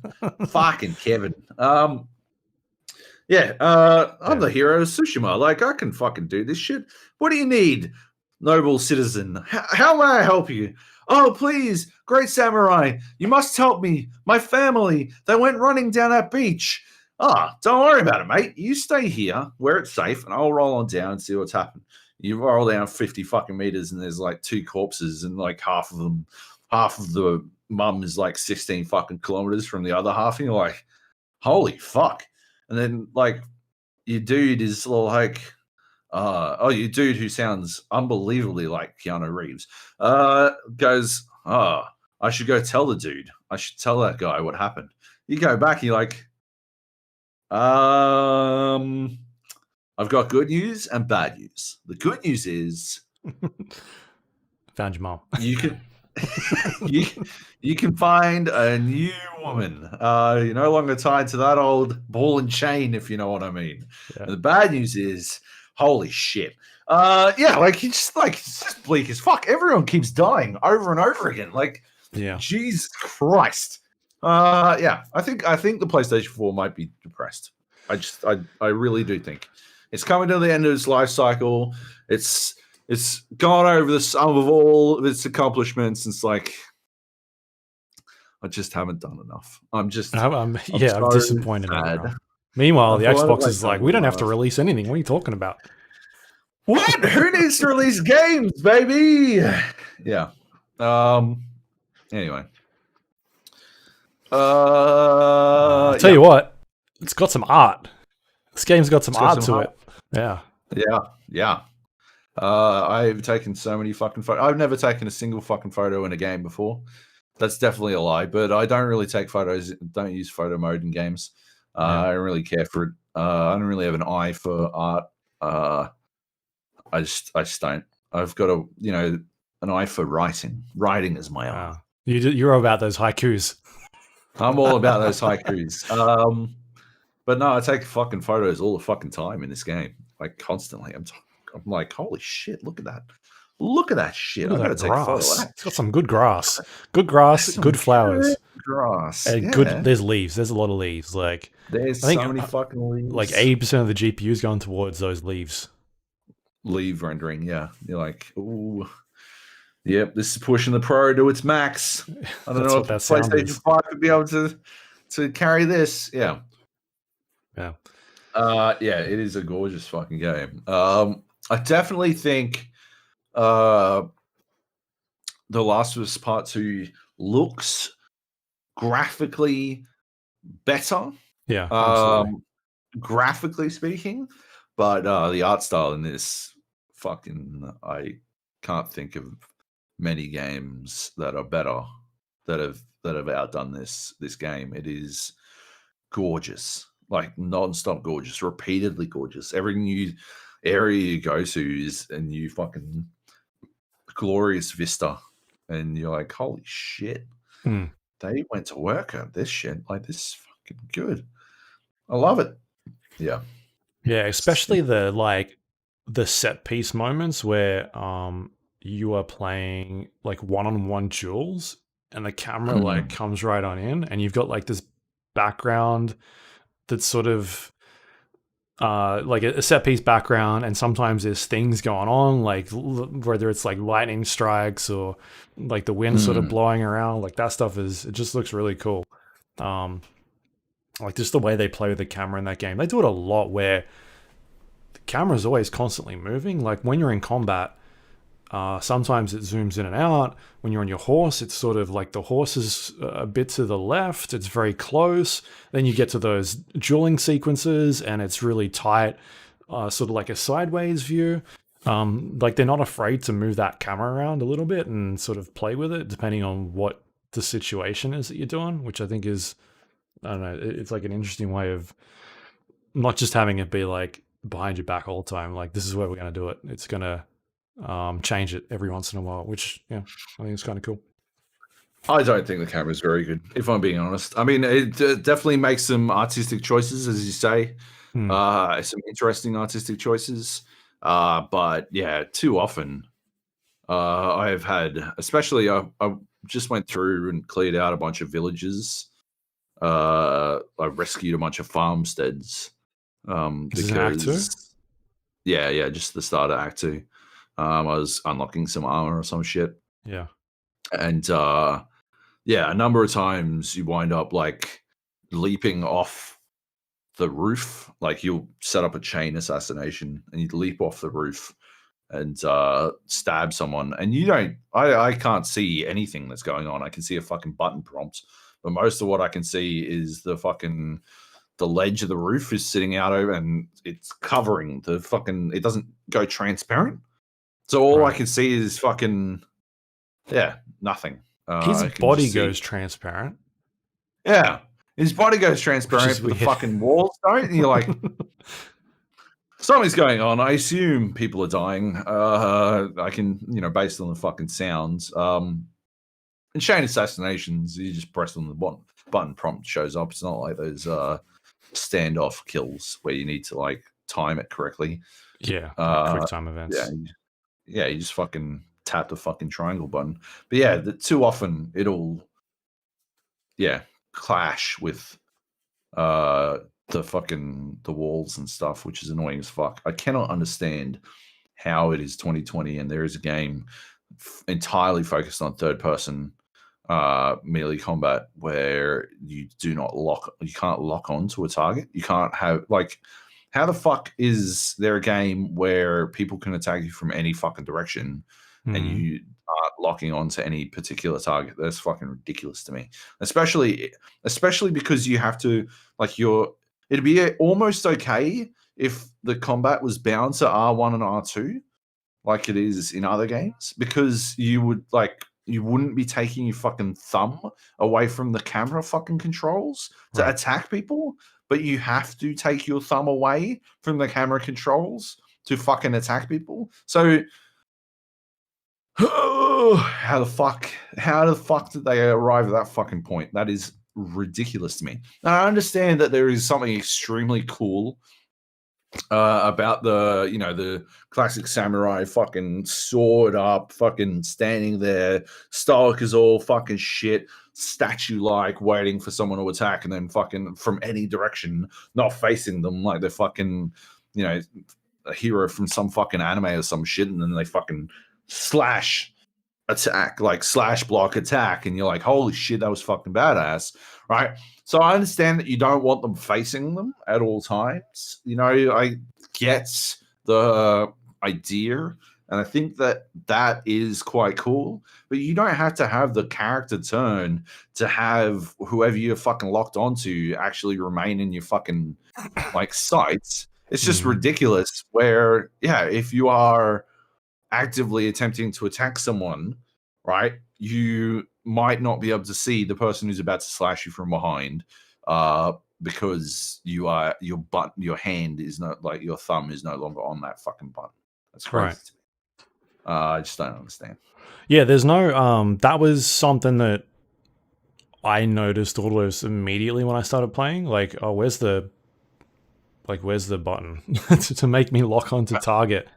Right? Um, but I also don't think you need it, because you get to a point where like you're just so powerful. Like we're talking about power fantasies before. Like this is, you fucking wreck people in this game so hard.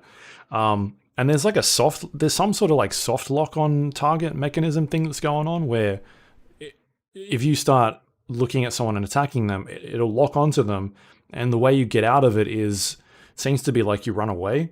Once you run away a certain amount of distance, then it'll turn around and go the other way. Mm. But like I haven't found, now that I've played it, I'm at Act 2 now, but quite earlier on, like I didn't feel like I needed that a lock on anymore, because I could just pretty much destroy anybody in a couple button presses. Like it's not like I don't know, like a Dark Souls or something where I'm trying to switch between targets and like, oh, I'm gonna focus on this one. I just feel like I can just fuck up anybody that comes towards me. Like, it doesn't matter who I'm fighting. They'll be dead in 3 hits anyway. So let's just keep going. Like, certainly, I am like now at a point where I don't care. Like, it doesn't matter. Everything fucking dies. But I drop the fucking game difficulty to easy. I just don't give a shit. Like, I'm not reviewing it. But even if I was, I mean, you know, I don't want to be all, you should probably play the Witcher 3 on easy, but like, you should probably play Tsushima on easy. It, like, functionally, I think the only thing that it drops is the amount of damage you take and the amount of damage you do. So I don't think that it's like that. Like, if that's all it's changing, I don't think there is anything to be gained from playing it on a higher difficulty outside of inane bragging rights. And what you gain from it is not feeling punished when that spear dude who does the giant fucking wind up and stabs you from behind, or the sweep from behind. The sweep, you gotta like jump.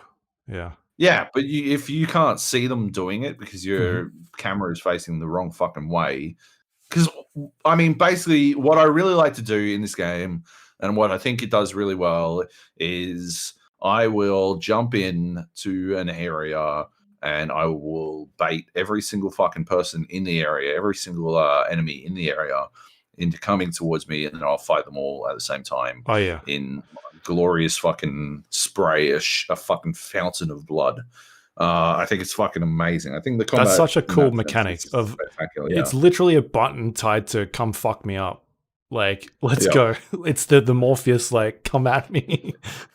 Like, there's a button for it. You're like, all right, okay, cool. And yeah, you're just like, well, we're fucking doing this. Let's go. Let's like, I want everyone to fucking. I'm not stealthing shit. I don't need. I don't think it's a good stealth game. No, I don't think so either. There's so many, like, I guess, like, areas that it throws at you, and you're clearly supposed to stealth it, and you're just like, this just seems terrible. Like, it just doesn't make sense for a lot of it. Like, you can't really visualize where you should be going, the paths, like the way the enemies are laid out. And there's just like not a lot of utility for you to use as a stealth game. It's kind of just stabbing people in the back and going on the next thing. So, like, I'll occasionally... It's so much duller, right? Like, I'll just do a loop, kill a couple of dudes, and then I'll do the standoff thing, murder those 3 guys, and then just fucking, let's go, everybody. Let's fight. Like, you throw a firecracker down, right? Because that lures multiple people, and then you just fucking chain assassination, and you can fire. Oh man, that shit's hairy. That's rough. That one's like, it's if you get enough people in with a firecracker, it is fucking ridiculous. Those firebombs, I don't think should exist in the game. Once you've upgraded them, they're kind of fucking ridiculous. Like, you wind up throwing. What are they, kunies or something? I can't remember what they're called. The kunai, yeah. Yeah, you just kind of throw them and just, like, sometimes it just flat out kills everybody. You're like, all right, cool, easy, done. Like, especially when you fought, like, I don't know, 20 people in one little village because you ran, like, I won't even do the standoff thing. I'll just fucking, like, bust on through the fucking middle. I'll shoot the 2 archers at the top because they're annoying to get to. So I'll shoot them if they're on top of a fucking stand. Just get rid of them. Get them out of the fucking picture immediately. I don't care if they see the bodies or see them get shot or whatever. That doesn't matter to me, because then I'll just run through the fucking front gates, run straight past some dudes, run up to the other end of the fucking fort or whatever the fuck it is, and then turn around and just fucking, let's go. And there's like 40 cunts all walking towards me. I'm like, this is it. Let's do this. And it is full-blown some fucking Ninja Scroll shit where you just like, whoosh, whoosh, sing, and like fucking blood. I'm disappointed. Like, there's a little dismemberment in this game, but there's not nearly as much as I would like. I'm wondering if it starts to build up towards the end when you start getting those more upgrades on the samurai swords, or if there's different type. I don't think there's more than one sword as far as I'm aware. It doesn't seem like it. But I'm wondering if you get to the higher part, that's when it starts, like, just fucking... I hope so. Because there's definitely dismemberment. I've cut people's arms off. And yeah. Arms, Absolutely. Lots of arms. I want that fucking, the whoosh, and then Yeah, the I Resident just Evil slide. thing. Yeah, exactly. Yeah, that's what it's gotta be. Like, we gotta see more of that shit. Like, Yeah. come on. I really like the combat though. The Yeah. changing stances, man. Like it's so Oh yeah. satisfying. Because you basically get to a point where you're fighting. The first stance is just like sword guys, and then there's different types of enemy types. You've got the brutes, the spear guys, the guys with the shields, and then every time you get a new stance, that sort of allows you to really deal with those enemies a little bit easier because you're able to break their what were we calling it, posture or like stagger meter, something like that. Yeah, man. And then once you get all those unlocks for those stances, which doesn't take that long, you pretty much get it by the end of the first act if you're going through and doing stuff, which is what I did. Yeah, you just like, it's just so satisfying to be in the middle of a fight and switching between like, oh, okay, here comes the shield guy, switch that stance, deal with him. The brute comes over, you switch across to something else. And these are like mid swings. There's like, you can attack cancel in this game. Like it's like they've had fighting game people come in and be like, all right, what can we do in here? Like have them play it. There's some insane things that you don't normally see in an action combat game like this. Like, how many games do you see where there's like attack cancels in an Assassin's Creed game? It's fucking wild. Yeah. That's probably the only thing I miss from playing it on easy, and I don't even really miss it, but I change stances based on what looks cool in a moment, not what I need at any one time. Because everyone dies in one hit anyway. Right? Now that they were like, a lot of them were fucking 2 hits, which was annoying. But now, I upgraded my sword, and I've got that. I got the last one, the brute one, and he just stands there with his fucking sword like way up high, and you're like, that looks so fucking gangster. And then you like do a couple of hits and you chain across to the fucking is it the sword one's like back the other way, and you're like, he just like switches like so effortlessly between each fucking, and you're like, oh my god, I'm just doing this. So I'm just doing it because it looks fucking amazing. While I'm fucking murdering as many people as possible. Yeah, like I think it's very weird. I don't know how the story's going to go yet. I don't know what direction it's going to take, but I think it's very weird that it sort of admonishes you for using stealth. It's not the Bushido way. It's not the way of the samurai. And it sort of gives you a bit of shit.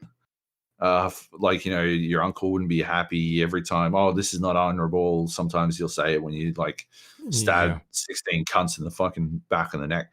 I did this, like I had one farmstead left, and I was doing my usual run through and just murder everyone.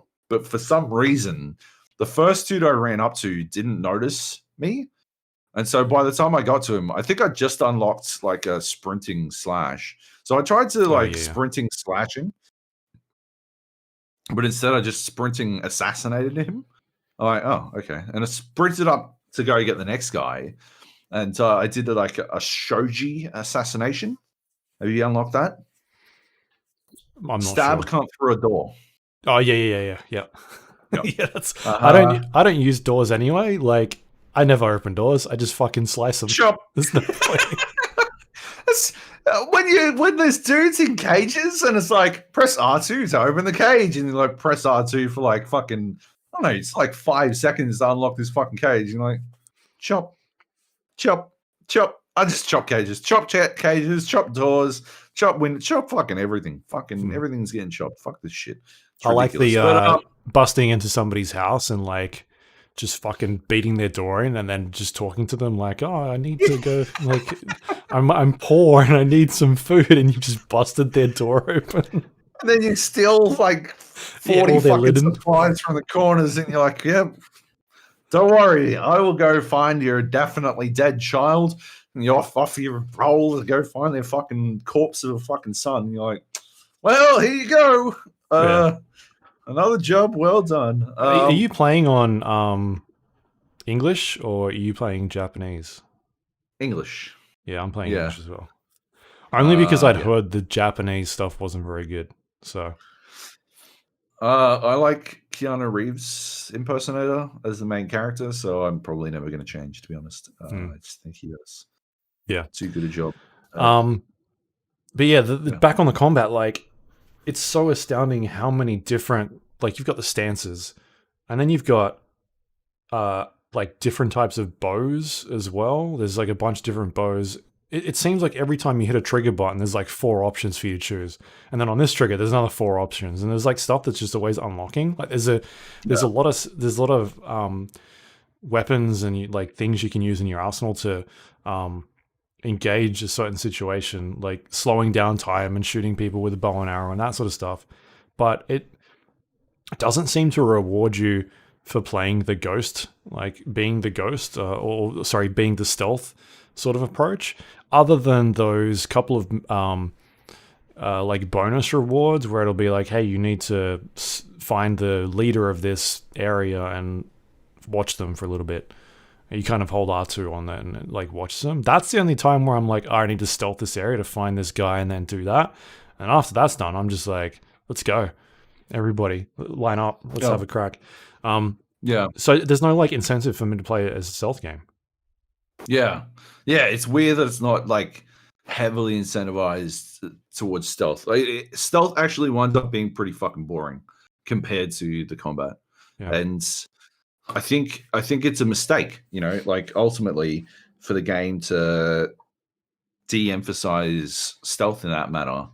I guess, you know, it's one of those situations where, you know, maybe I don't have I don't get to have the same boisterous opinion because I'm playing on easy, but like it's one of those situations where if the combat was fucking Dark Souls hard and stealth was as easy as it is in this game, then I could see feeling like stealth was the way to go. Because you'd be like, oh well, I can insta kill a motherfucker using stealth, or I can fight to the fucking an inch of my life every single fucking go around every time I try to fight someone. Like stealth would, you know, how in like Hitman when you know you fuck up your stealth and you have to shoot your way out and you're like, fuck, this is gonna be fucking hairy. But that's not how it feels in Ghost. Like even when I wasn't playing on easy before I dropped it to easy, it still felt like super easy. It was just annoying, you know, like it was just frustrating to be stabbed by some dude or have my legs swept out from underneath me from someone off camera, you know, and like that was the only. It never. I wasn't dying. It's not like I was losing my life. It's so easy. Like as soon as you get into the mentality, actually fucking healing yourself. It's the same as like I was saying in Assassin's Creed Valhalla. As soon as you shift your mentality to actually managing your fucking health, it's actually fucking easy to do. But you do have to do it.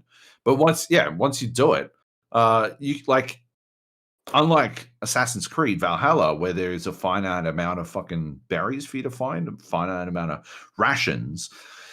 In Ghost, you like get resolve back doing fucking heaps of shit, like stacks of stuff. You like perfect parry. Like even when I was playing on normal difficulty, I'd just stand there perfect parrying cunts. Build my resolve back up and then heal. And okay, cool. As long as there was no one behind me, I was pretty much fine. Like pretty much the only ways I lost health were from people attacking me from behind or getting shot by fucking archers who were outside my reach, or bears mauling me. Like, yeah, it's. I don't think the combat is anywhere near difficult enough for it for stealth to be necessary. Like something that you feel like you need to do instead of combat. And I think that's maybe a mistake because if it was significantly easier for you to stealth than to do normal combat, then because I don't know. Like I said, I haven't finished, but it feels like the game is trying to push me down a path where I feel guilty for using stealth instead of being like playing in the way of the samurai. And it feels like it's not really succeeding in that because I keep rolling in like my uncle wants and starting fights with people up front because I don't give a fuck. Like it's just not a problem, except for shooting arrow cuts. Bow and arrow, like archers. That's the word. Yeah, like it's just not a fucking problem. Yeah. Anyway, I don't know. It's a weird one. Yeah. Like that balance between stealth and combat. Yeah. Like there's things in there that, like the standoff system, I like the idea of that, but boy, does it get repetitive in terms of its animation. Like it's literally the same animation every single time. And I don't like the walking animation that they do. It just looks off. Like something about it, like really tiptoeing towards each other. And it's always the same, like it plays out exactly the same every single time. I wish there was just more variety there or something. Because you use it, well, at least I use it a lot. And I've seen it like 60, 70 times now. Like whenever I come across somebody, I hit that and it's just bland. I think it looks extremely bland. It's cool the first time you do it, but then it's just like every single time there's no variety in it. So I think that's like I wish there would have been some more attention sort of paid to that parts of it. More variety. Yeah, same with chain assassinations. Yeah. But like the cosmetics and the dyes and sort of like the outfits are done really well. I like just finding weird stuff to put on, and everything just looks like you look cool when you're doing all this stuff. Like there's a lot of variety there. You can get these different charms that change the way the combat works. And then on top of that, the armor, there's like a bunch of different armor that changes the way you can interact with the world. I think that stuff is really cool. And it doesn't feel overburdened like your Assassin's Creed, I guess Odyssey. The world isn't just populated with stuff everywhere to do. The side missions are pretty basic. I mean, for the most part in this game, you're just killing people. Like majority of the game, you're just killing people pretty much. There's like the fox dens and the like climbing the towers equivalent sort of stuff, finding secret areas and that sort of thing, but it's not like an overwhelming sense of, oh shit, look at all this stuff on the map, I've got to kind of go do all this. Like it's pretty spaced out, and there's an okay variety. It just doesn't feel extremely deep. Like I feel like I've seen it all at this stage. Like there's nothing new that's going to kind of pop up. So I wish there was some more of that. But otherwise, I'm enjoying it. I don't think it's doing anything we haven't seen before. It's a good first entry into what might be a series. I don't know. I still would like to see. I'm hoping Sucker Punch has like a second team working on some sort of Infamous game, because I still like those games as well. But yeah, like it's a decent introduction to an Assassin's Creed Samurai game that we never got, and this is a good. It's not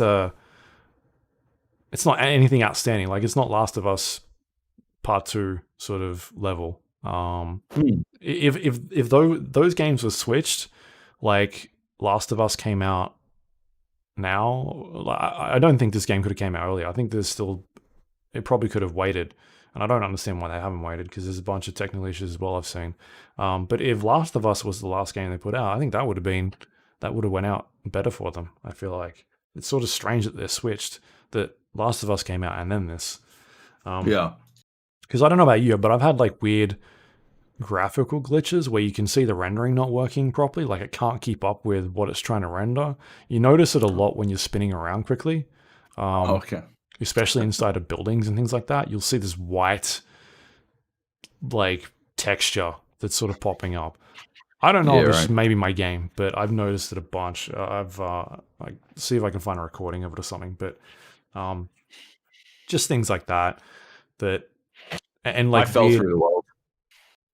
Yeah. fell through the world into underneath the map, and then it like flung me back up out of that area and placed me very gingerly back on the ground, which was pretty cool because I think I was falling off a cliff at the time, and yeah, so that actually saved my life, which was pretty good. I was pretty happy with that. Nice. I don't like can't I have a box kite or something? Like, can't I have some fucking way of getting down from fucking high cliffs without having to climb fucking back down the same way I came? Because it's so fucking tedious. There's actually quite a bit of tedium in this game, a surprising amount. Those climb towers, there's like a fast travel point. Yeah, there's a go back and return to the start of the shrine. I only found that once. It's not always there. Yeah. Yeah. And yeah, it doesn't happen every fucking time. It's just it's not that it doesn't happen. It's not. It appears to only be for shrines, and you're not always climbing to the top of a shrine. Assassin's Creed, you get to the top of the thing you're supposed to be climbing, and there's a hay bale on the bottom. You're like, okay, cool, I can jump down. And this game, like, you're like, people make fun, but like that is actually a really cool fucking moment, and it saves you the tedium of climbing back down. There's like, you gotta fucking, there's unskippable cutscenes. You can't even speed through fucking dialogue. Like, yeah, I think that's especially considering how wonky, like, people wouldn't have noticed how wonky the fucking like lip sync is if they didn't have to sit there and fucking watch everything everyone fucking says all the time. If you could just fucking skip through that shit, nobody would fucking know about it. But instead, you gotta wait. And every time he fucking rolls up on some, save someone. Oh, don't worry, you'll be free soon. And you got to stand there. And it takes like fucking 12 seconds for him to fucking chop their fucking ropes off and then stand there and get thanked and then fucking stay here until it's safe. And then you're allowed to play again. It's so fucking detrimental to the fucking pacing of the game, especially when you're like there's two ways it goes, right? Like, you either roll through a fucking farmstead and kill 40 cunts at once, right? Or you roll through a farmstead, you kill 12 cunts, and then you have to wait like 12 seconds, and then you move on to the next one. If you kill them all at once, it's literally a case of running up to one person, chopping, waiting 12 seconds, running to the next one, chopping, waiting 12 seconds, running to the last one, wait, and you're like, oh my god, I almost don't want to fucking free you just because I know I got to fucking stand here and wait for you to say some fucking pointless thank yous and then move on. Like, I just don't give a shit. Let's fucking go already. You know, like, yep. I was in the middle of some shit. I was chopping dudes. You know, I'm a busy man. Anyway, it's annoying. Yeah. The fast travel is excellent. It's so quick. Oh, yeah, and it's like, that is very how fast travel should work. Forgiving. It gives you a lot of fucking different like locations as well. Like, you're not like stuck on one thing. You can go to fox dens you've discovered but haven't completed. Like, all this kind of shit. Towns, like places you've not even like main city hubs, just like a farmstead that you've found with someone in it that you talk to. All right, cool. I can travel there now, and it's super quick. Like, I'd say 5 seconds at most sometimes. That's if you're going really far. Sometimes it's like 2 seconds. I've had parts where I've died and it's put me back in like a second or two. I'm like, all right, cool. That's awesome. There's Dark Souls crap where you die and you have to wait 45 seconds for the game to load. So, I don't know. I just felt that was really impressive that they just chuck you back in pretty much straight away. That's cool. But, yeah, like, I'm digging it. It's not blowing my socks off, but I'm still having fun with it. It's a dumb power fantasy game where I'm just a samurai destroying everything and everyone. So I'm digging it. Yeah, I definitely think you should play it on easy. Everyone should play it on easy. It's just the minor frustration that exists disappears as soon as you drop it to easy. Otherwise, it's like, it's a dumb power fantasy game with a actually pretty good story that I'm enjoying, that I wish I could fucking skip through. Wait, you're enjoying the story, but you want to skip through it? I can read faster than they can. I can read faster than most people, and I do not need to sit here and listen to them fucking deliver lines. Like, it's a good story that I wish I could read at my own fucking pace. Yeah. Anyway, but yeah, I think and it's absolutely gorgeous. One of the most stunning art styles I've ever seen. Yeah, they spent a lot And of time in that photo mode as well. There's a ridiculous amount of stuff. Like changing the wind speed. Yeah. Why? Or direction. Oh, yeah. Yeah. Okay. Yeah. Fair enough. So Yeah. it's out now, PlayStation 4, and Pro, I guess. I tried to check out the different performance modes. I didn't notice like any change. I don't know what it's doing. I try to watch like a Digital Foundry video, and it seems like it's locked at 30 on the performance mode, and it's still at 30 on the Pro mode, and it drops a little bit, but otherwise, that's a weird one. I was expecting it to go to 60 or something like that. So either way, that's Ghost of Tsushima. Tsushima. Cool. All right, should we do some news? Let's do it. There's a bunch here. Microsoft Game Showcase is tomorrow.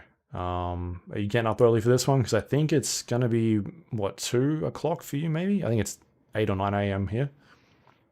Not doing it. Not happening. You're not happening for that Halo life?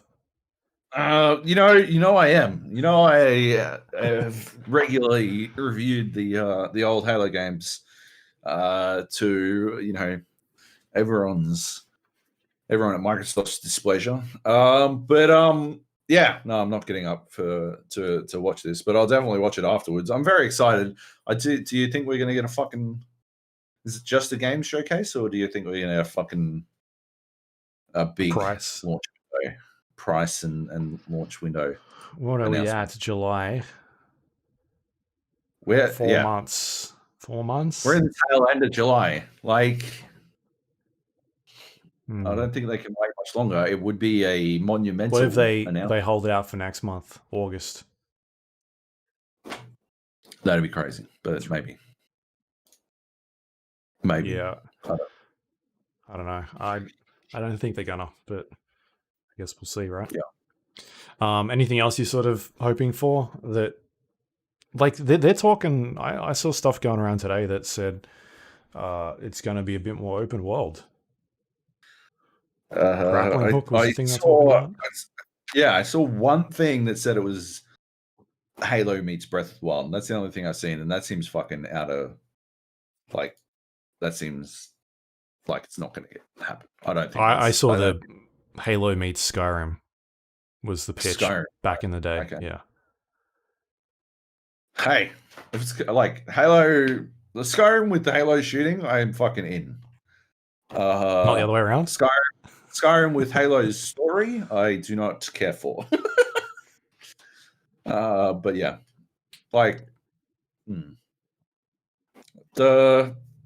that shot, the promo shot, the Halo Infinite promo shot, looks pretty fucking cool. The box shot, it's very Halo 1. That box. I mean, it looks like we're back on a Halo at least. Yeah. Yeah, I'm not a huge Halo fan, so I guess they'll have to show me something else, or at least show me something that'll really want me to play Halo. I've played a bunch, and it just doesn't grab me as much as most people, I guess. All right, so we'll probably talk about that next week once we know exactly what's going on. I just don't think there's going to be a price tomorrow. I feel like they're waiting for each other to get as close as possible. Yeah, they're definitely still playing chicken, 100%. But at the same time, there's the possibility of them coming out and saying, hey, here's our Xbox Series 1 and S, whatever they're calling it. And maybe they do drop a price for that and the other one. And PlayStation's not going to undercut that S price, the S console anyway. So maybe they're just like, fuck it. We'll see what happens. But yeah, maybe there'll be a date. That could be something that happens.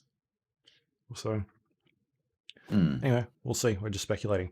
Next up, we've got Ubisoft won't be increasing the price of next generation games in 2020 at least. This came from a investors call yesterday. where they were asked a question about the price of next generation games in relation to, I guess, Take-Two, saying that they were jacking theirs up to $70 US. Originally, the prices in the US here are 59 or 60 US. But yeah, Ubisoft says at this stage they're not doing that. They didn't say they won't be doing it in the future, but at least not this year. So Yeah. I guess there's going to be a line drawn in the sand as to like where we're going to see prices go for games. It's kind of interesting that Take-Two, or 2K at least, were the ones that did it first on their extremely egregious basketball game with microtransactions in it. Pretty gross. Yeah. Some more Ubisoft news. This comes in relation to a lot of the allegations about workplace conditions in Ubisoft recently, but according to a bunch of people in a Bloomberg article, Cassandra, who was one of the protagonists from Assassin's Creed Odyssey, was originally supposed to be the only character that you could choose in that game. It wasn't until decisions were made by the editorial team and also the former chief creative officer to add a male character because women don't sell games. Yeah, it's pretty gross, especially considering the rest of the allegations about the corporate culture at Ubisoft. Yeah, there's not really a single good thing about this. I think most people played as Cassandra as well. I thought it was the other way around. Really? I thought I read that like a third of people played as Alexos. Alexos? A third of people is not most. Sorry, I meant 3/4. Right. Yeah. Regardless, yeah, it's hyper gross, and yeah, I don't know, man.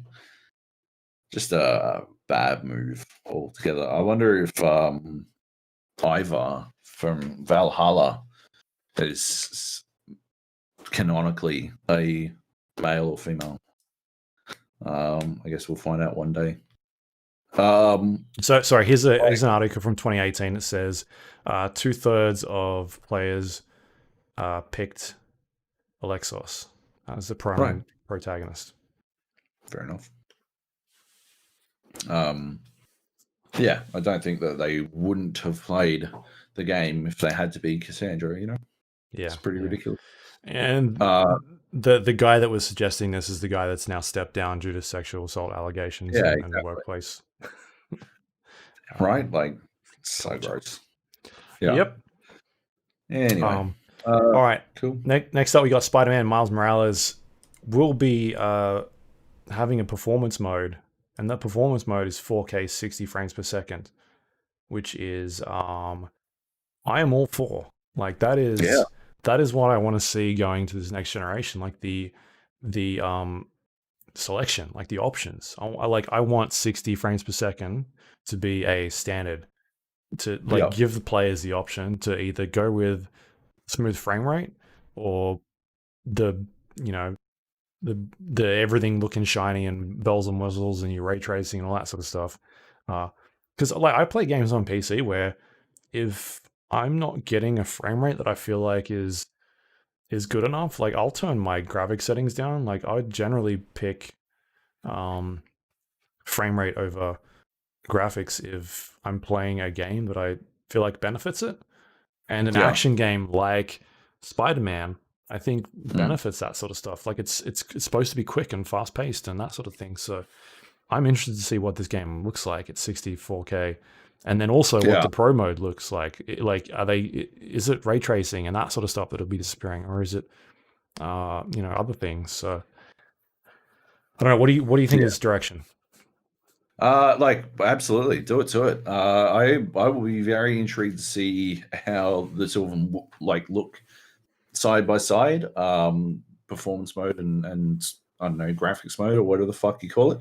Yeah. For a game like Spider-Man, where it comes down to that feeling of speed, which as I went on and on and on about with the original release. I didn't feel like it did well enough on the PS4. If they can make it feel faster, and I think 60 frames will make it feel faster, then yeah, I'm definitely going to play performance mode 100%. Mm-hmm. Yep.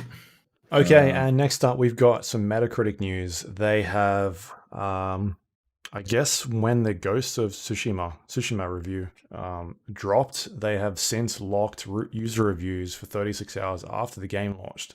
And according to them, they're saying this is not due to the backlash from The Last of Us Part 2 sort of fiasco that happened when that thing got review bombed.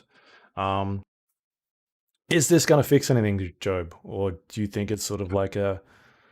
I mean, it can't Band-Aid. fucking hurt, right? Like it's definitely, yeah, it's definitely a band-aid, but like doing anything is better than doing nothing at the end of the day, in my opinion. So yeah, at least they're doing something.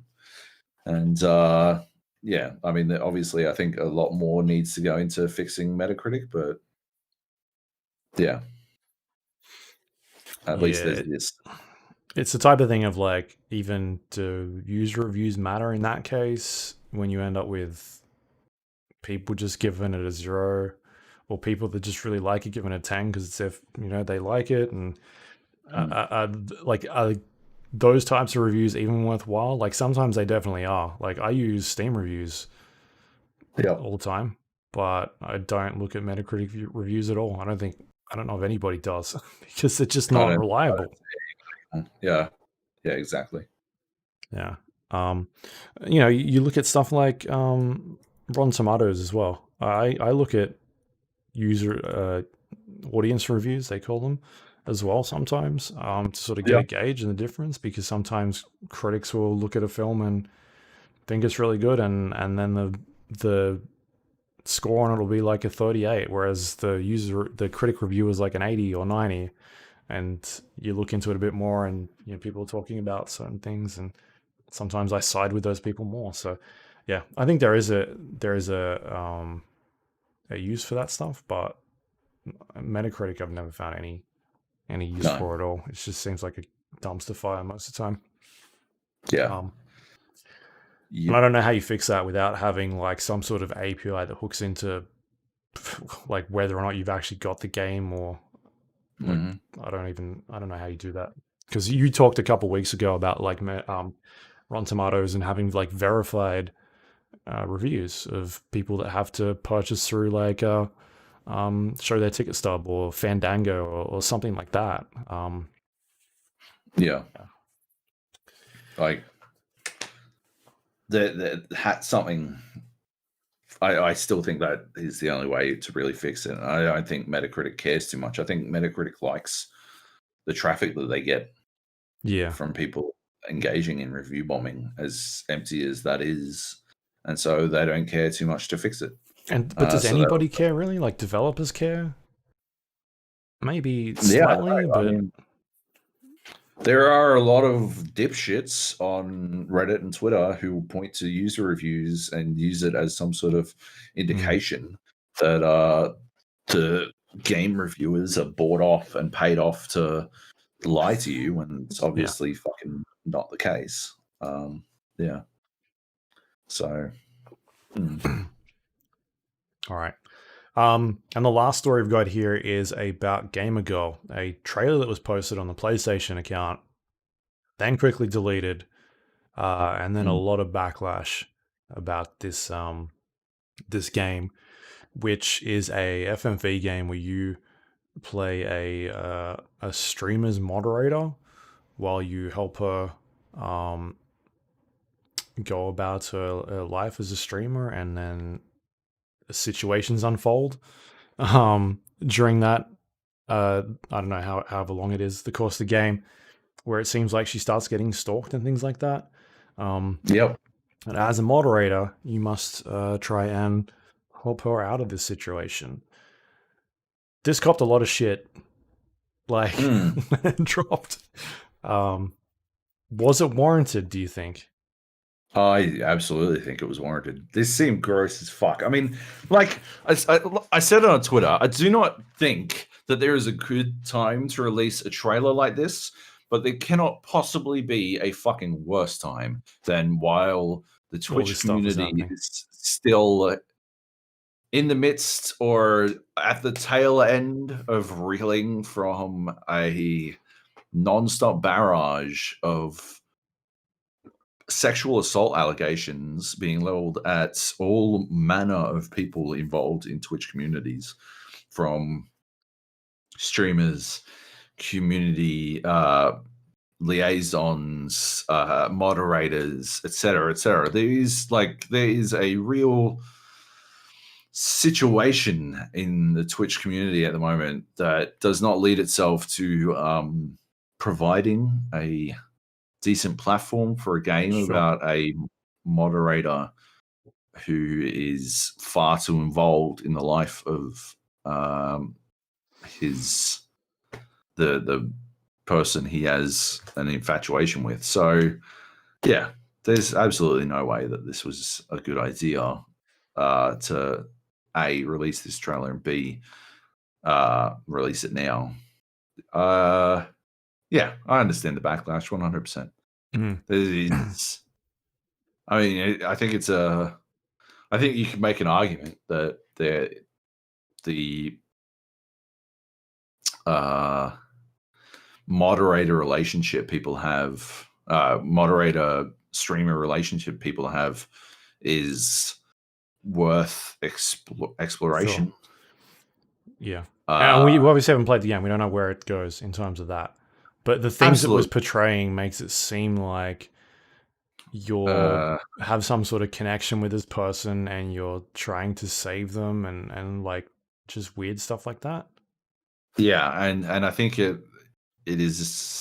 places an unhealthy Hmm. emphasis on that relationship or the nature of that relationship. And yeah, If you were playing this game as the streamer, that might have been more interesting.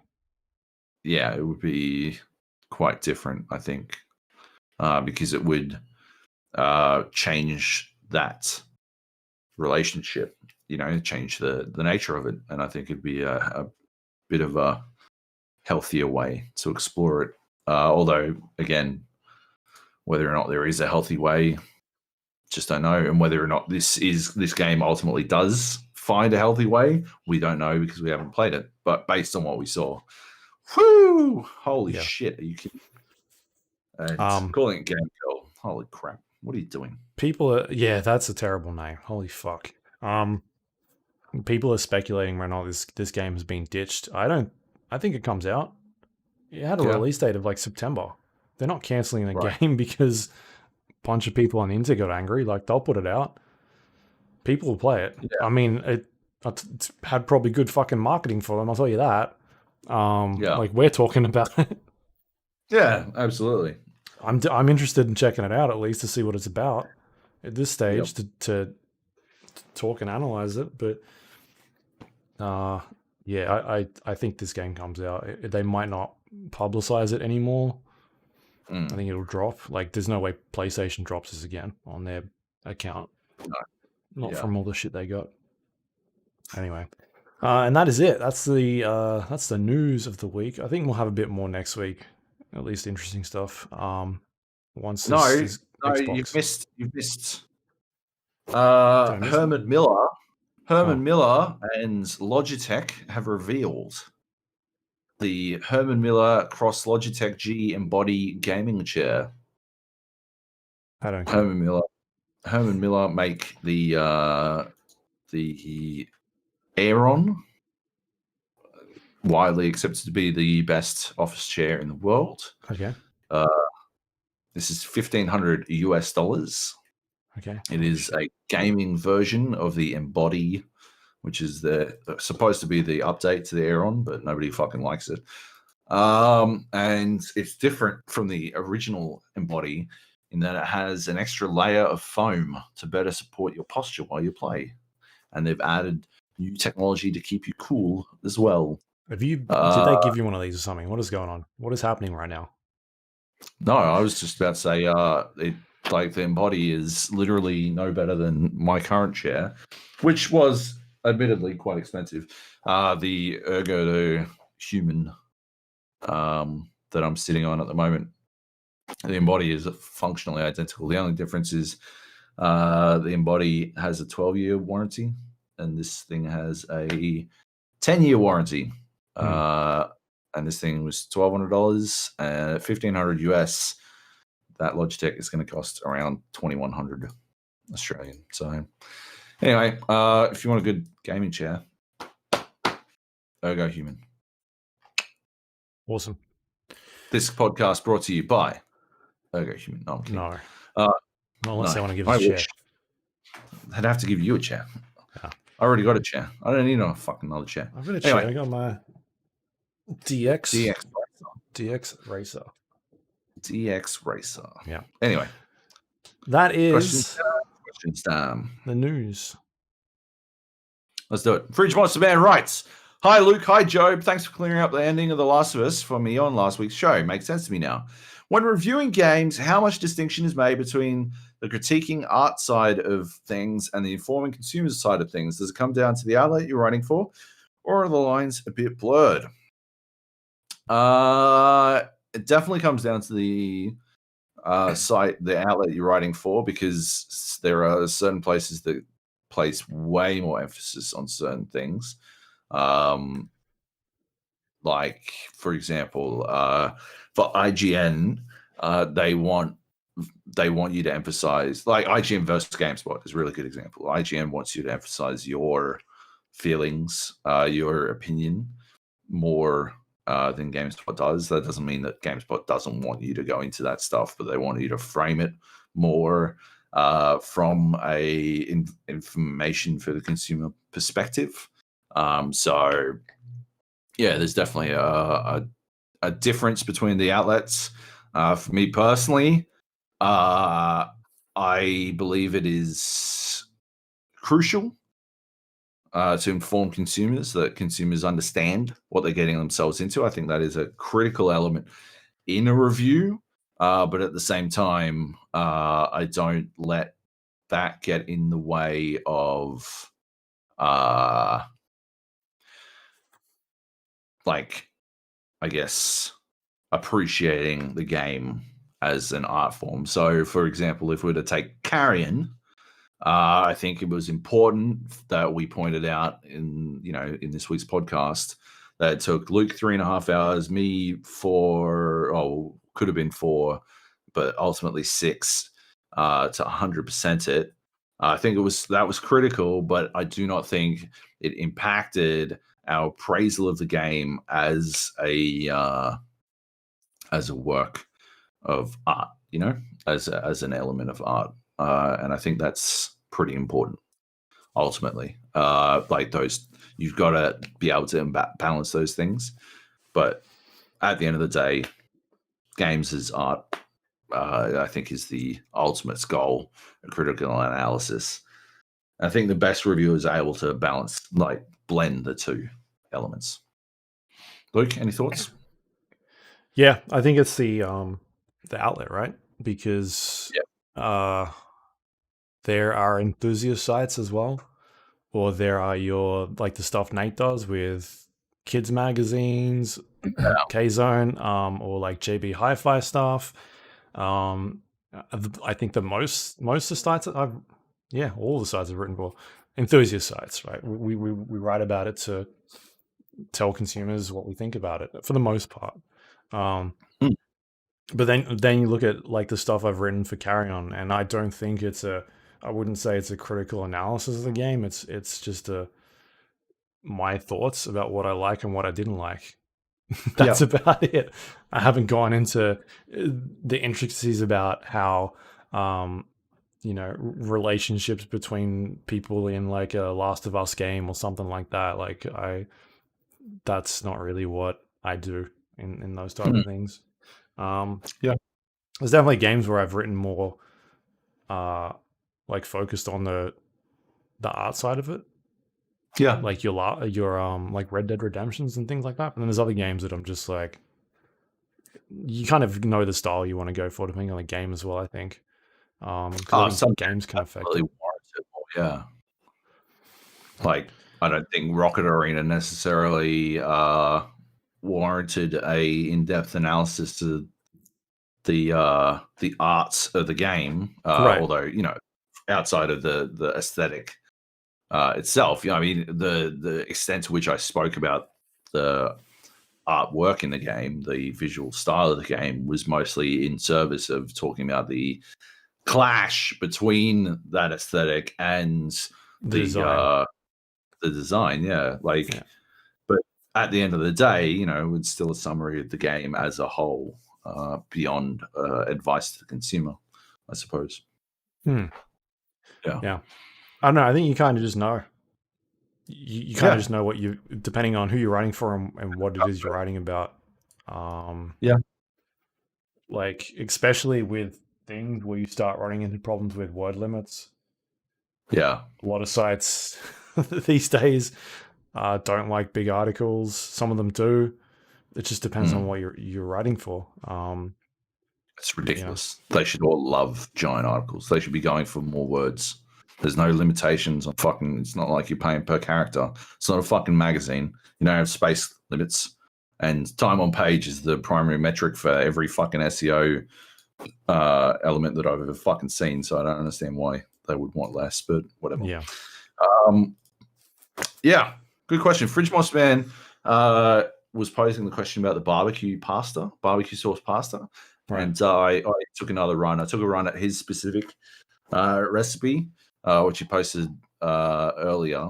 I read out on the podcast, and took a run at that one. But I modified it a little bit because I made it into a pasta bake. I had a bunch of barbecue sauce, and I added half a block of cream cheese into the pasta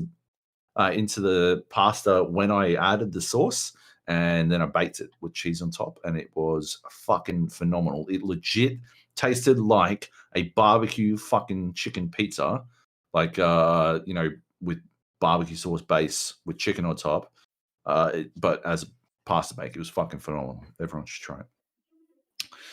Cross Raven writes, apologies to our glorious podcasting overlords Jazzy Joby and Lionhearted Luke for my non-question last week, as when I heard my name mentioned in the questions, my mind went, what the fuck? I didn't post a question, and then it dawned on me. There may have been alcohol involved in posting that, and I could have been distracted. Anywho, this week I have a couple of quick questions for the two of you. What classic arcade game gobbled up your 20-cent pieces when you were a youngin'? Luke, what'd you play? I'll go first. Gauntlet Legends. I played so much fucking Gauntlet Legends. It was ridiculous. 4 players. Me and my brother played the shit out of it.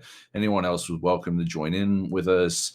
But yeah, generally we were just fucking hammering through on our own. For old school, I got to go with, I think, Galaga. I played a lot of fucking Galaga. A fucking lot of Galaga. Actually was playing at a mate's place the other day, and it was almost like Quake 3 again. I felt like I don't know if, because he's got this giant arcade machine with the main box inside and all the ROMs, and you can play fucking anything. Actually, that reminds me, another one was fucking Die Hard Arcade. I played shitloads of. I was far more successful at Die Hard Arcade on this machine than I was at Galaga. I don't know what it was. Like, I just couldn't get my. I don't know. There was a muscle memory to Galaga, I think, and I couldn't fucking get my muscle memory back in on that one. So I was fucking potato at it. But we had a machine in the Game Arena offices that had Galaga. And I played the fuck out of that just to make sure that no motherfucker could steal my high score away from me. Because despite constantly giving me shit about being a nerd, and they did a lot, almost every single person in senior leadership at Telstra Media was extremely good at Galaga. They played a fuck ton of it. And so they would all roll up and try to beat my high score. Just to how come this guy's reviewing games? How come I'm better at Gallagher than him? Oh, and I'd be like, all right, motherfuckers, if that's how it's going to be, Quake time, bitch. fucking blitz at fucking Gallagher.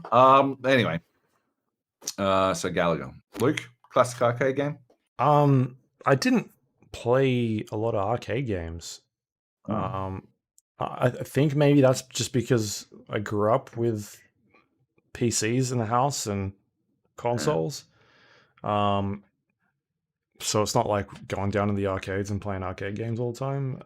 I guess the ones that sort of come to mind are like the Aliens versus Predator, like Oh, yeah. X-Men stuff, Simpsons, that sort of thing. Mm. Because like Street Fighter and that sort of stuff, like that was I played that on PC. Same with Mortal Kombat, and yeah, I think just by having a PC at home, and then even further going back of um, like Ataris and Amigas and that sort of thing. Yeah, just like even just having the PC at home, I think that was probably why it wasn't like let's go down the arcade and play games because we had a lot of that stuff Mm. home anyway.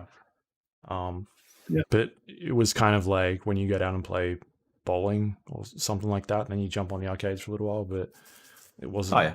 I wouldn't jump on like the same machine all the time. I'd kind of check out stuff that was different, but Yeah. it wasn't going down there every Saturday and spending a bunch of coins on certain things. So yeah, um, and then I think my dad's even got an arcade machine at the Yeah. moment, and he had that before I left home. So yeah, like I've just kind of grown up with gaming machines my entire life, so it's not like arcade machines or video games were sort of out of reach for me.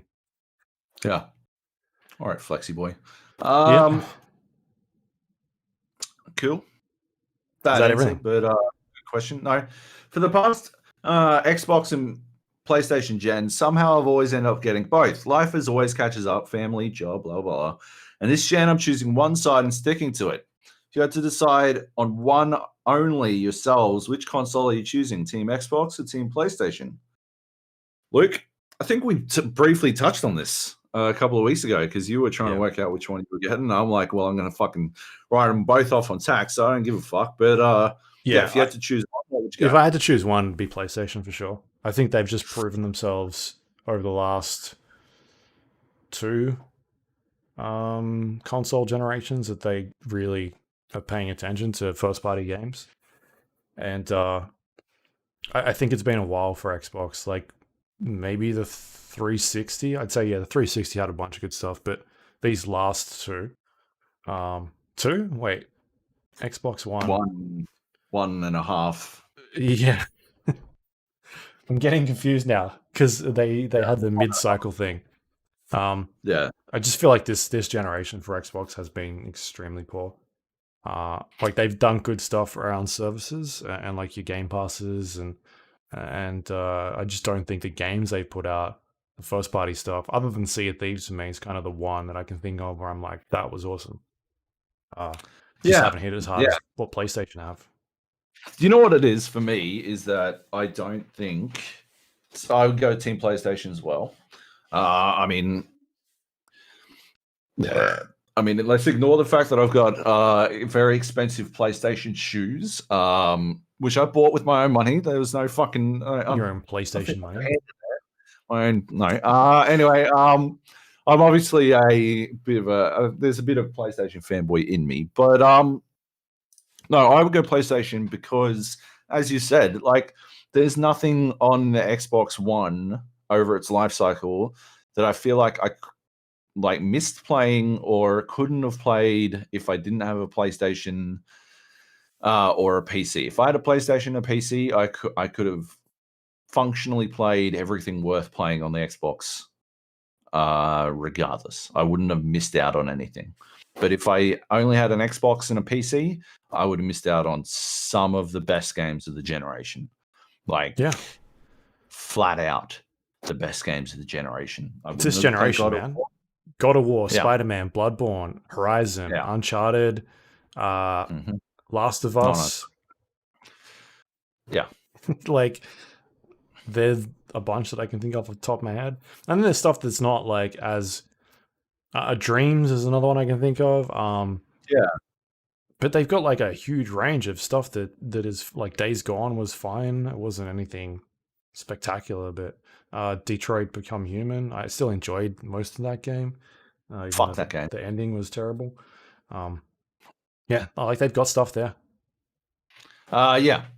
Yeah, exactly. And like, even though a lot of the PlayStation exclusives are very slowly coming to PC, a lot of them aren't. And I think that is a pretty severe distinction, a very important distinction. I think you can accomplish enough with a PC and a PlayStation. And if you can't have a PC and a PlayStation, I would choose a PC before I chose a PlayStation. If I'm Sure. being fucking honest, 100%, because you can Steam stream to most TVs if you really want to play on a fucking couch. Yeah. And it's far better going that way than it is going from PlayStation to your PC. I'll tell you right now. Like the fucking networking involved is the same on my end, so it doesn't make sense that streaming my PlayStation and my PC is way worse than streaming my PC to my TV.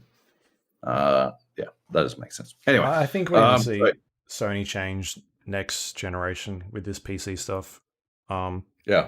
Just by what we've seen from them in this last couple of months with Death Stranding coming out and Horizon's out in, is it next month? August, I think. I'm going to replay that game. I'm going to buy it.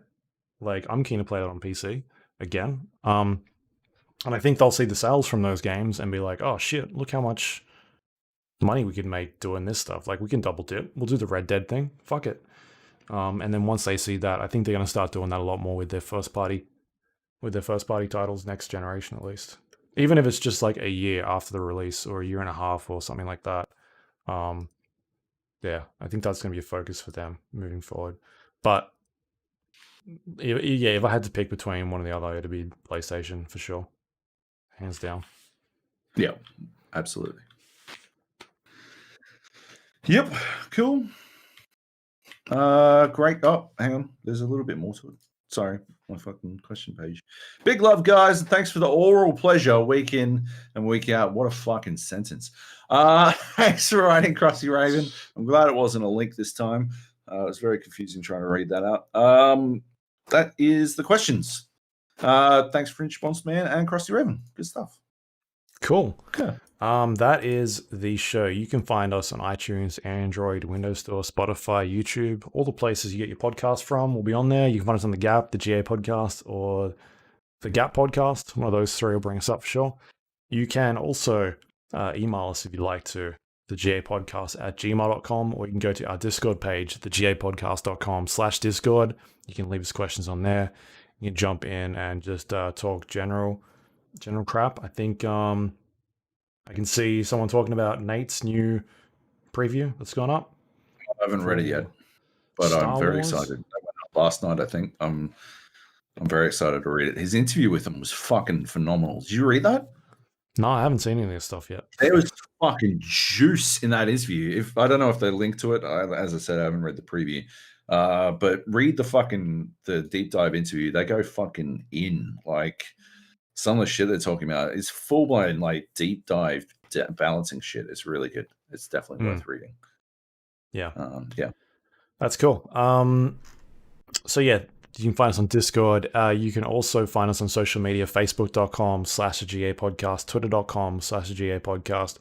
You can go to our YouTube page, gapodcast.com/YouTube. You can watch the podcast in video form.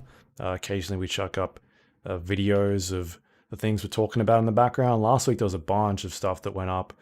We put some Assassin's Creed Valhalla and Watch Dogs Legion preview that Joab did. There was also some Hyperscape and Rocket League as well on there. So a bunch of video. On top of, we put our Carrion interview up as well as a separate video. So you can also, if you maybe missed that on last podcast, you can go check that out as well. And yeah, and more things on there as well. You can also go to our website, thegapodcast.com. It's got links to all of those things we just talked about, including past episodes of the show. If you want to go read some old reviews or read Joab's Rocket Arena review, you can go do that. That's on the site as well. Yep. And that is all thanks to our Patreon members who help support this show. If you would like to do that, you can go to patreon.com/thegapodcast and become a monthly member. It helps us pay the bills, so we greatly appreciate everyone that helps support us from month to month during these Yes. very hard times. You're the best.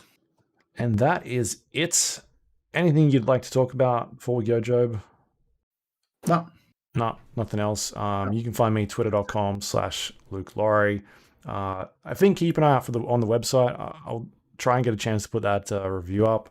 I've just got to record it probably tomorrow though. Sweet. So it's getting too late now to do that. Yep. So this embargo for Carrion is, I think it's tonight. So podcast might go up a little bit later than normal for Patreon people, but we'll try and get it out as soon as we can. And otherwise, we're back next week talking about probably some more Ghosts and obviously the big Xbox news, whatever happens tomorrow. I might get up for it. Might get up at 9 o'clock or 8 o'clock, whatever time it is. But look at you go. Look at you go. I'm gonna get excited. Any predictions? What do you Fable or new? What about From Software game? No, nothing. No, nothing. What about It'll Forza? Be Halo, Fable, and Forza, and that's it. That's it. It's not going to be indie games. No, not tomorrow. No indie games. They're going to deep dive on Halo, I think. Cool. A lot of Halo. All right, we'll see that next week then. See you later.